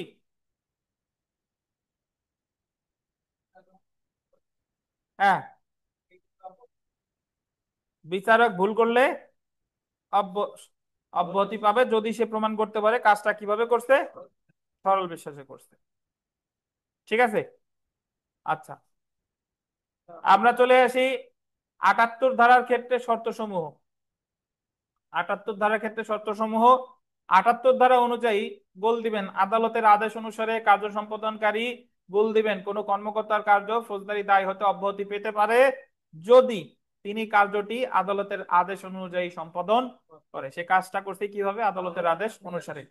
যখন আদেশটি বলবৎ ছিল, বলবৎ ছিল গোল দেন, যখন আদেশটি বলবৎ ছিল উক্ত সময় কার্যটি সম্পাদন করে। এই আদেশ দিতে আদালতের এখতিয়ার ছিল কি ছিল না তা বিবেচ্য না, কিন্তু যে কর্মকর্তা কার্যটি সম্পাদন করেছে সে সরল বিশ্বাসে বিশ্বাস করে আদালতের এমন এখতিয়ার ছিল। যেমন আন্ডারলাইন করবেন, বিচারকের আদেশ অনুযায়ী জল্লাদ কোনো দণ্ডিত ব্যক্তির ফাঁসি কার্যকর করলে জল্লাদের এমন কার্য অপরাধ হবে না। বুঝতে পারছেন? আচ্ছা, হ্যাঁ জল্লাদ, প্রথমত জল্লাদ এই জায়গায় ৭৬ ধারার সুবিধাও পেতে পারে, আবার ৭৮ ধারার সুবিধাও পেতে পারে। আচ্ছা, এখন দেখেন ৭৭ আর ৭৮ ধারার মধ্যে পার্থক্য। ৭৭ ধারা অনুযায়ী বিচার কার্য সম্পাদনকারী বিচারকের কার্য এবং ৭৮ ধারা অনুযায়ী আদালতের আদেশ অনুযায়ী কার্য সম্পাদনকারী ব্যক্তির কার্য অপরাধ বলে গণ্য হবে না। তো আমরা চলে আসি বিগত বছরের প্রশ্ন। বিগত বছরের প্রশ্ন যদি দেখি, যে একজন বিচারকের সরল বিশ্বাসে সম্পাদিত বিচারিক কাজ অপরাধ নয় মর্মে দ্য পেনাল কোড ১৮৬০-এর কত ধারায় বর্ণিত আছে? কত ধারায় বলেন? ৭৭ ধারায়। বুঝছেন? ৪ নং প্রশ্নটা দেখি। ৪ নং, এ একজন জল্লাদ, সে আদালতের আদেশ অনুযায়ী কোনো কয়েদিকে ঝুলিয়ে মৃত্যুদণ্ড কার্যকর করে। এই ক্ষেত্রে এ দণ্ডবিধির কোন ধারায় ফৌজদারি দায় হতে অব্যাহতি পেতে পারে? কত ধারা বলেন? ৭৮। চলে আসে ৮০ ধারা। তাহলে আবার ৪টে ধারা পড়ছি। আইনগত ঘটনাগত ভুল করছে আইন দ্বারা বাধ্য বলে ৭৬, ঘটনাগত ভুল করছে আইন দ্বারা সমর্থিত বলে ৭৯, ৭৯, বিচারক ভুল করছে ৭৭, আদালতের আদেশ অনুসারে কর্মকর্তা করছে ৭৮। ঠিক আছে, ৮০-তে চলে আসি। দেখেন দুর্ঘটনা জনিত কার্য।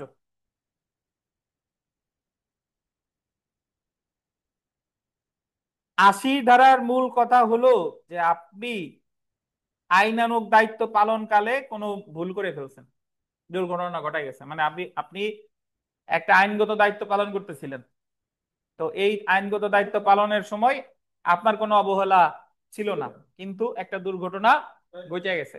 তো এই ক্ষেত্রে ওই ব্যক্তি অব্যাহতি পেতে পারে 80 ধারায়।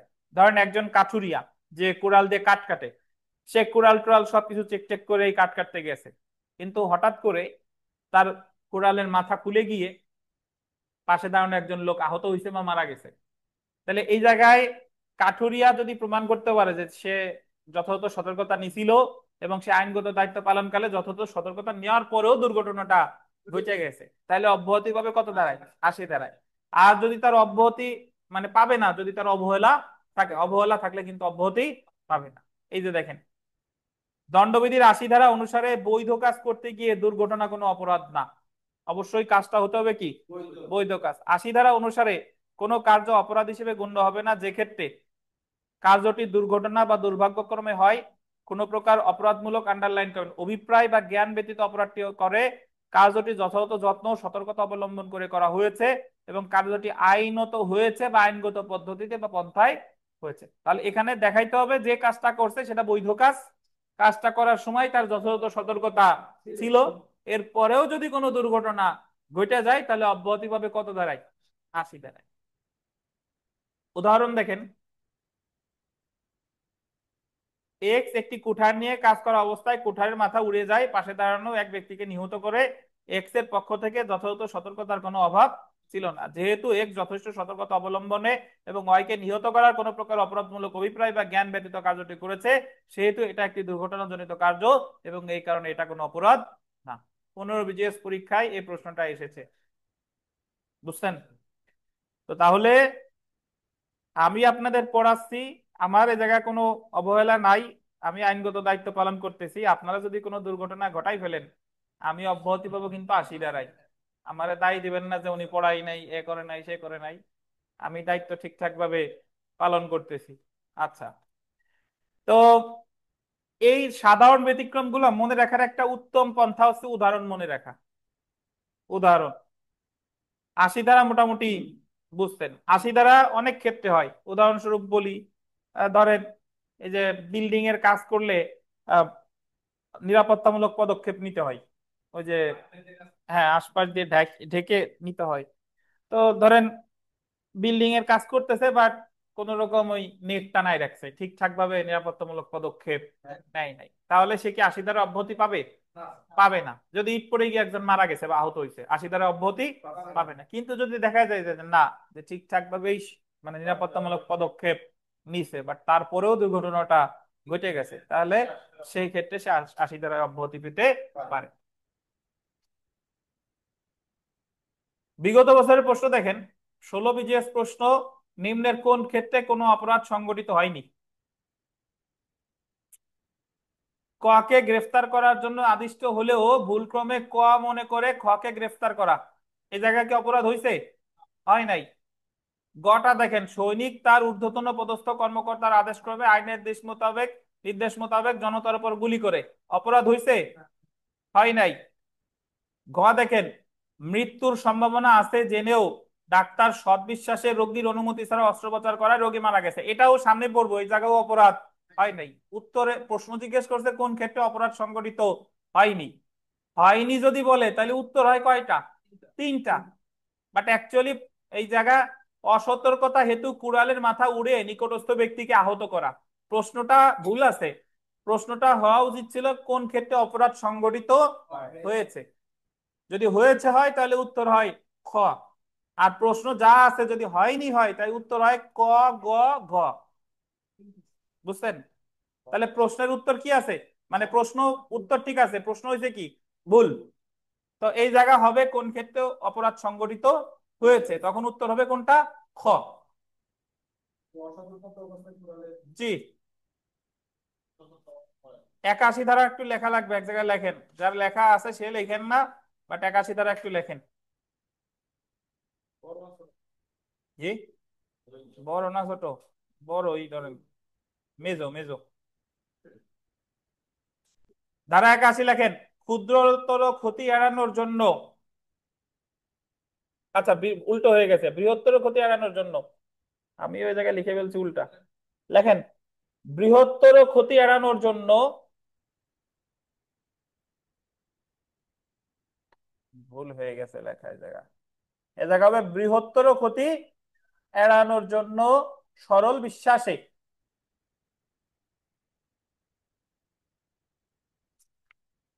নিরুপায় হয়ে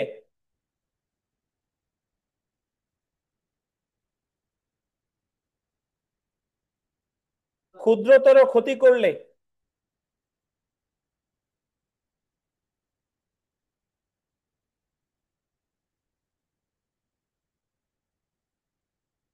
সেটা অপরাধ হিসেবে গণ্য হবে না।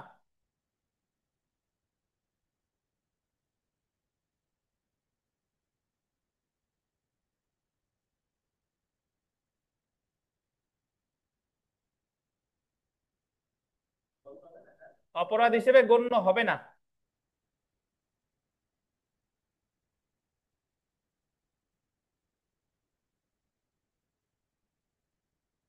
বৃহত্তর ক্ষতি এড়ানোর জন্য সরল বিশ্বাসে নিরুপায় হয়ে যদি ক্ষুদ্রতর ক্ষতি করে সেটা অপরাধ হিসেবে গণ্য হবে না। যেমন লেখেন, যেমন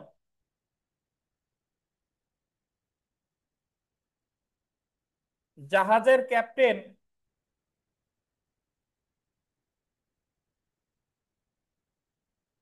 নিরুপায় হয়ে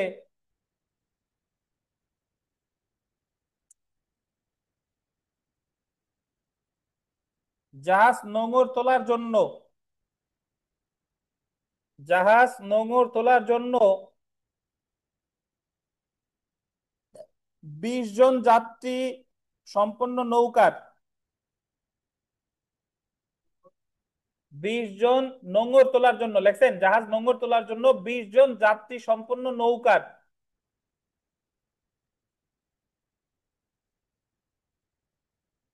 ক্ষতি না করে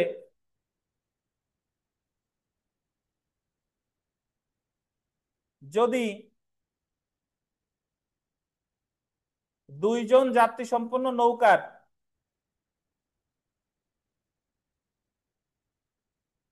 ক্ষতি করে,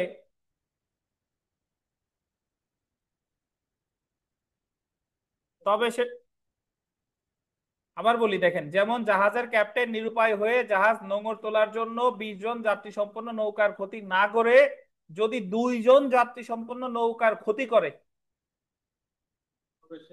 তবে সেটা অপরাধ হিসেবে গণ্য হবে না।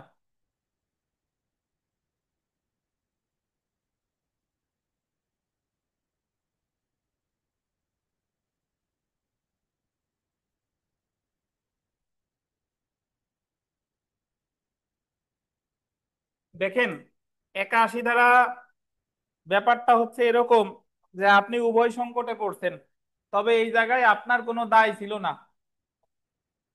সেক্ষেত্রে বৃহত্তর ক্ষতি এড়ানোর জন্য যদি আপনি ক্ষুদ্রতর ক্ষতি করেন তাহলে এটা কোনো অপরাধ হবে না। তবে অবশ্যই আপনাকে দেখাইতে হবে আপনি নিরুপায় ছিলেন এবং আপনি সরল বিশ্বাসে কাজটা করেছেন। ধরেন এই জাহাজের যে উদাহরণটা, যে জাহাজ নোঙর তুলবে, নোঙর তোলার ক্ষেত্রে হয় তাকে ডানে যেতে হবে নাহলে বামে যেতে হবে। এখন উনি দেখলেন যে ডানে একটা নৌকা আছে, ওই নৌকায় 20 জন যাত্রী আছে, আর বামে একটা নৌকা আছে, ওই নৌকায় 2 জন যাত্রী আছে, বাট ওনার হাতে কোনো অপশন নাই, যে কোনো একদিকে যেতেই হবে। এখন উনি যদি বামে যায়, 2 জন যাত্রী যদি ক্ষতি হয়, ডুবে যায় বা তারা আহত নিহত হয়, তাহলে জাহাজের ক্যাপ্টেন অব্যাহতি পেতে পারে দণ্ডবিধির কত ধারায়? 81 ধারায়। তবে ওনাকে অবশ্যই প্রমাণ করতে হবে তিনি সরল বিশ্বাসে নিরুপায় হয়ে কাজটা করেছেন। বুঝছেন? ধরেন বাস চলতেছে রাজপথে, তো বাসের আহ, বাস চালার কোনো মানে সে ওভার স্পিড নাই, সে একেবারেই নিয়ন্ত্রিত ভাবেই চালাচ্ছে। এখন তার হয় ডানে যেতে হবে না হলে বামে যেতে হবে। বামে দেখলো যে একটা সাইকেল আছে আর ডানে আছে একটা মাইক্রোবাস। এখন ডানে বামে যে কোনো একদিক যেতেই হবে, গেলে ওই ক্ষতিগ্রস্ত হওয়ার সম্ভাবনা আছে। তাহলে ওই ডানের মাইক্রোবাসে অনেকগুলো যাত্রী আছে, ওই ক্ষতি এড়ানোর জন্য যদি সে সাইকেলে যে ছিল তার যদি ক্ষতি করে, তাহলে বাস হলো অব্যাহতি পেতে পারে কত ধারায়? 81 ধারায়। তবে তার আগে তার দেখাইতে হবে যে এই কাজটা সে মানে নিরুপায় হয়ে করছে এবং সরল বিশ্বাসে করছে। জি। বুঝতে পারছেন? তাহলে 76 আইন দ্বারা বাধ্য, 79 আইন দ্বারা সমর্থিত, 77 বিচারকের কার্য, 78 আদালতের নির্দেশ অনুসারে কর্মচারী, 80 আইনানুগ দায়িত্ব সম্পাদন করলে যথাযথ সতর্কতা করে কোনো কাজ করলে দুর্ঘটনা ঘটলে অব্যাহতি পাবে, 80 কুঠারের উদাহরণ, আর 81 হলো বড় ক্ষতি এড়ানোর জন্য ছোট ক্ষতি করা। এটা হলো কত? 81। বুঝতেন? আমরা 82 83 একটু চলে আসি। শিশুর কার্য, শিশু কি হাসেন কে? অ্যাক্টস অফ চাইল্ড কত পড়ায়, তাই এত পড়ি না এখনো, পড়বো। আপনারা দেখেন শিশুর কার্য, এটা এটা গুরুত্বপূর্ণ। দেখেন দণ্ডবিধির 82 থেকে 83 ধারায় শিশুর কার্য, 84 ধারায় অপ্রকৃতস্থ বা উন্মাদ ব্যক্তির কার্য এবং 85 86 ধারায় নেশাগ্রস্ত বা মাতাল অবস্থায় কোনো ব্যক্তি কর্তৃক সম্পাদিত কার্য সম্পর্কে, অপরাধ সম্পর্কে আলোচনা করা হয়েছে। প্রথমে আমরা চলে আসি 82 83। দেখেন এটা আন্ডারলাইন করেন, 9 বছরের কম বয়স্ক শিশুর কার্য, act of a child under 9 years of age ধারা 82 পাইছেন? আছে তো, 9 বছরের কম বয়স্ক শিশুর কার্য। শুনে রাখেন, যে শিশুর বয়স 9 বছরের কম, সে যত বড়ই অপরাধ করুক না কেন তার অপরাধ কোনো অপরাধ হিসেবে গণ্য হবে না। সহজ কথা। 9 বছরের কম বয়স্ক শিশু যদি একজনকে দা দিয়ে কোপায় মেরেও ফেলে, তাও তবুও তার অপরাধ হবে না। এই কথাই বলছে দণ্ডবিধির 82 ধারায়। এই যে দেখেন 82 83 না, তালে তালে বলেন না, 82। 9 বছরের কম বয়স্ক শিশু কর্তৃক সম্পাদিত কোনো কার্য অপরাধ না। আন্ডারলাইন করবেন, nothing is an offence which is done by a child under 9 years of age. 9 বছরের কম বয়স্ক কোনো শিশু সে যে কাজই করুক না কেন সে সম্পূর্ণভাবে ফৌজদারি দায় হতে অব্যাহতি পাবে। এতক্ষণ আমরা যা পড়ছি সবগুলো হলো পেতে পারে। ওই যে 76 বলেন 79 বলেন এগুলো হলো পেতে পারে, পাবে না কিন্তু, মানে আদালতের বিবেচনা হইলে পাবে। কিন্তু এই 82-তে আপনি যদি প্রমাণ করতে পারেন যে শিশুর বয়স 9 বছরের কম, তাহলে বিচারক এটা করতে বাধ্য বাধ্য। ঠিক আছে? আচ্ছা, তো 83টা দেখেন, 83 ধারা 9 বছরের অধিক কিন্তু 12 বছরের কম বয়স্ক শিশুর কার্য। একটা শিশু যার বয়স, আচ্ছা 82 আর একটু ব্যাখ্যা দিই। 82-তে বলছে যে 9 বছরের কম বয়স্ক কোনো শিশু কোনো কাজ করলে অপরাধ না, বাট যার বয়স এক্সাক্ট 9 ইয়ার্স, মানে আজকেই কাটায় কাটায় 9 বছর হয়ে গেছে, সে যদি কোনো অপরাধ করে তাহলে কিন্তু সে 82 দ্বারা সুবিধা পাবে না। বুঝছেন? 82 দ্বারা সুবিধা পেতে হলে অবশ্যই 9 বছরের কম হতে হবে। জি। আর 83 ধারায় বলছে যে শিশুর বয়স 9 বছরের বেশি 12 বছরের কম, কিন্তু সে সুস্থ স্বাভাবিক না, অপরিণত বোধ শক্তি সম্পন্ন, মানে 9 বছরের বেশি 12 বছরের কম একটা শিশু, তার সুস্থ স্বাভাবিক যে বুদ্ধি থাকার কথা ছিল তার সেই বুদ্ধি হয় নাই, মানে সে পাগল না, বাট তার বুদ্ধি পরিপক্কতা লাভ করে নাই। তো এই যে দেখেন 83 ধারায় বলা হয়েছে 9 বছরের বেশি এবং 12 বছরের কম বয়স্ক শিশু যে তার কাজের প্রকৃতি বা ফলাফল বিচার করতে যথেষ্ট পরিণত বোধ সম্পন্ন হয়নি তার কর্তৃক সম্পাদিত কোনো কার্য অপরাধ না। তো 9 বছরের অধিক কিন্তু 12 বছরের কম বয়স্ক অপরিণত বোধ শক্তি সম্পন্ন শিশুর কাজ কোনো অপরাধ নয়। অর্থাৎ 9 বছরের অধিক কিন্তু 12 বছরের কম বয়স্ক শিশুর ফৌজদারি কার্য শর্ত সাপেক্ষে অব্যাহতি দেওয়া হয়েছে। শর্তটি হলো শিশুর বোধ শক্তি এতদূর পরিপক্কতা লাভ করেনি, আন্ডারলাইন করেন, শিশুর বোধ শক্তি এতদূর পরিপক্কতা লাভ করেনি সে তার কাজের প্রকৃতি বা পরিণতি বিচার করতে পারে। তো তাহলে 82 আর 83-র মধ্যে কি পার্থক্য পাই? 82 9 বছরের কম, 83 9 বছরের বেশি 12 বছরের কম কিন্তু অপরিণত বোধ শক্তি সম্পন্ন। সো 82 আর 83 পার্থক্য পড়লাম না, জেনে রাখা ভালো। তো চলে আসি, আসেন জেনে রাখা ভালো যে 82 দ্বারা প্রযোজ্য হবে, গোল দিবেন 9 বছরের কম বয়স্ক শিশুর ক্ষেত্রে, আর 83 দ্বারা প্রযোজ্য হবে 9 বছরের বেশি কিন্তু 12 বছরের কম বয়স্ক অপরিণত বোধ শক্তি সম্পন্ন শিশুর ক্ষেত্রে। কিন্তু ঠিক এক্স্যাক্টলি 9 বছর বয়স্ক শিশুর ক্ষেত্রে 82 83 দ্বারাই কিছু বলে নাই। তাহলে যার বয়স এক্স্যাক্ট 9 ইয়ার্স এবং সে অপরিণত বোধ শক্তি সম্পন্ন না, সে যদি কোনো অপরাধ করে সে কিন্তু অপরাধী হবে, সে কিন্তু 82 83 দ্বারা সুবিধা পাবে না। আপনাদের এই জায়গা তো আমাদের কেউ তো নাই, 9 বছর বয়স্ক আছেন কেউ? বলছি যে আমাদের এই জায়গা যারা আছেন 9 বছরের কম বয়স্ক আছেন কেউ? আচ্ছা, বিগত বছরের প্রশ্ন দেখেন, নিম্নের কোন কাজটি সাধারণ ব্যতিক্রমের আওতায় পড়বে না? 12 বছরের কম বয়স্ক পরিণত বোধ শক্তি সম্পন্ন শিশুর কাজ। 2 নং প্রশ্নটা দেখেন, দণ্ডবিধি অনুসারে কত বছরের কম বয়স্ক শিশুর কর্মকাণ্ড শাস্তিযোগ্য অপরাধ হিসেবে গণ্য হবে না? কত বছর? 9 বছর। 3 নাম্বার প্রশ্নটা খুবই গুরুত্বপূর্ণ এবং বেশ ভালো প্রশ্ন। কত বছর বয়সে শিশু কোনো অপরাধ করলে তা অপরাধ বলে গণ্য হয় না? এই জায়গায় উত্তর হবে কি?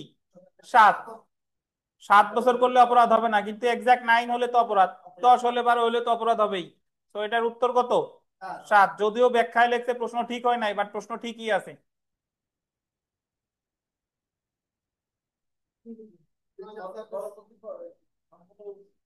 জড়বুদ্ধির কথা জায়গা বলছে। আচ্ছা, এখানে একটা কথা লেখেন, একটু স্টার দিয়ে লেখেন যে দণ্ডবিধি সর্বশেষ সংশোধনী 2004 অনুসারে, দণ্ডবিধি সর্বশেষ সংশোধনী, দণ্ডবিধি সর্বশেষ সংশোধনী 2004 অনুসারে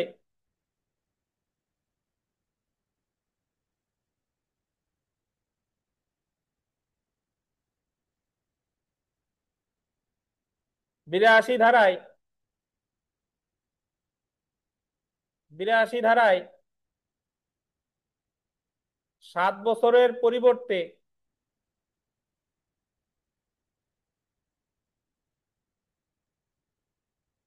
9 বছর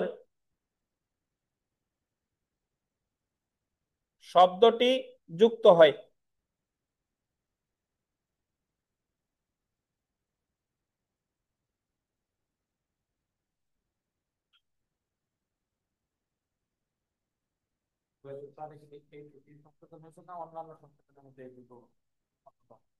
এটাই হয়েছে। আপাতত মনে রাখেন দণ্ডবিধির সর্বশেষ সংশোধনী কবে? 2004। কত ধারা? 82 ধারা। 82 ধারা আগে ছিল 7 বছরের কম, আর এখন কত? 9 বছরের কম। তো বাদ বাকি সেলফ প্র্যাকটিসে যে প্রশ্ন আছে পড়ে নিয়েন, আমরা আগামীকাল 84 ধারা থেকে পড়া শুরু করব। এখন আমরা আপনাদের আজকে ক্লাস টেস্ট আছে 40 মার্কের, সেই ক্লাস টেস্টে চলে যাই। সবাই ভালো থাকেন, আল্লাহ হাফেজ।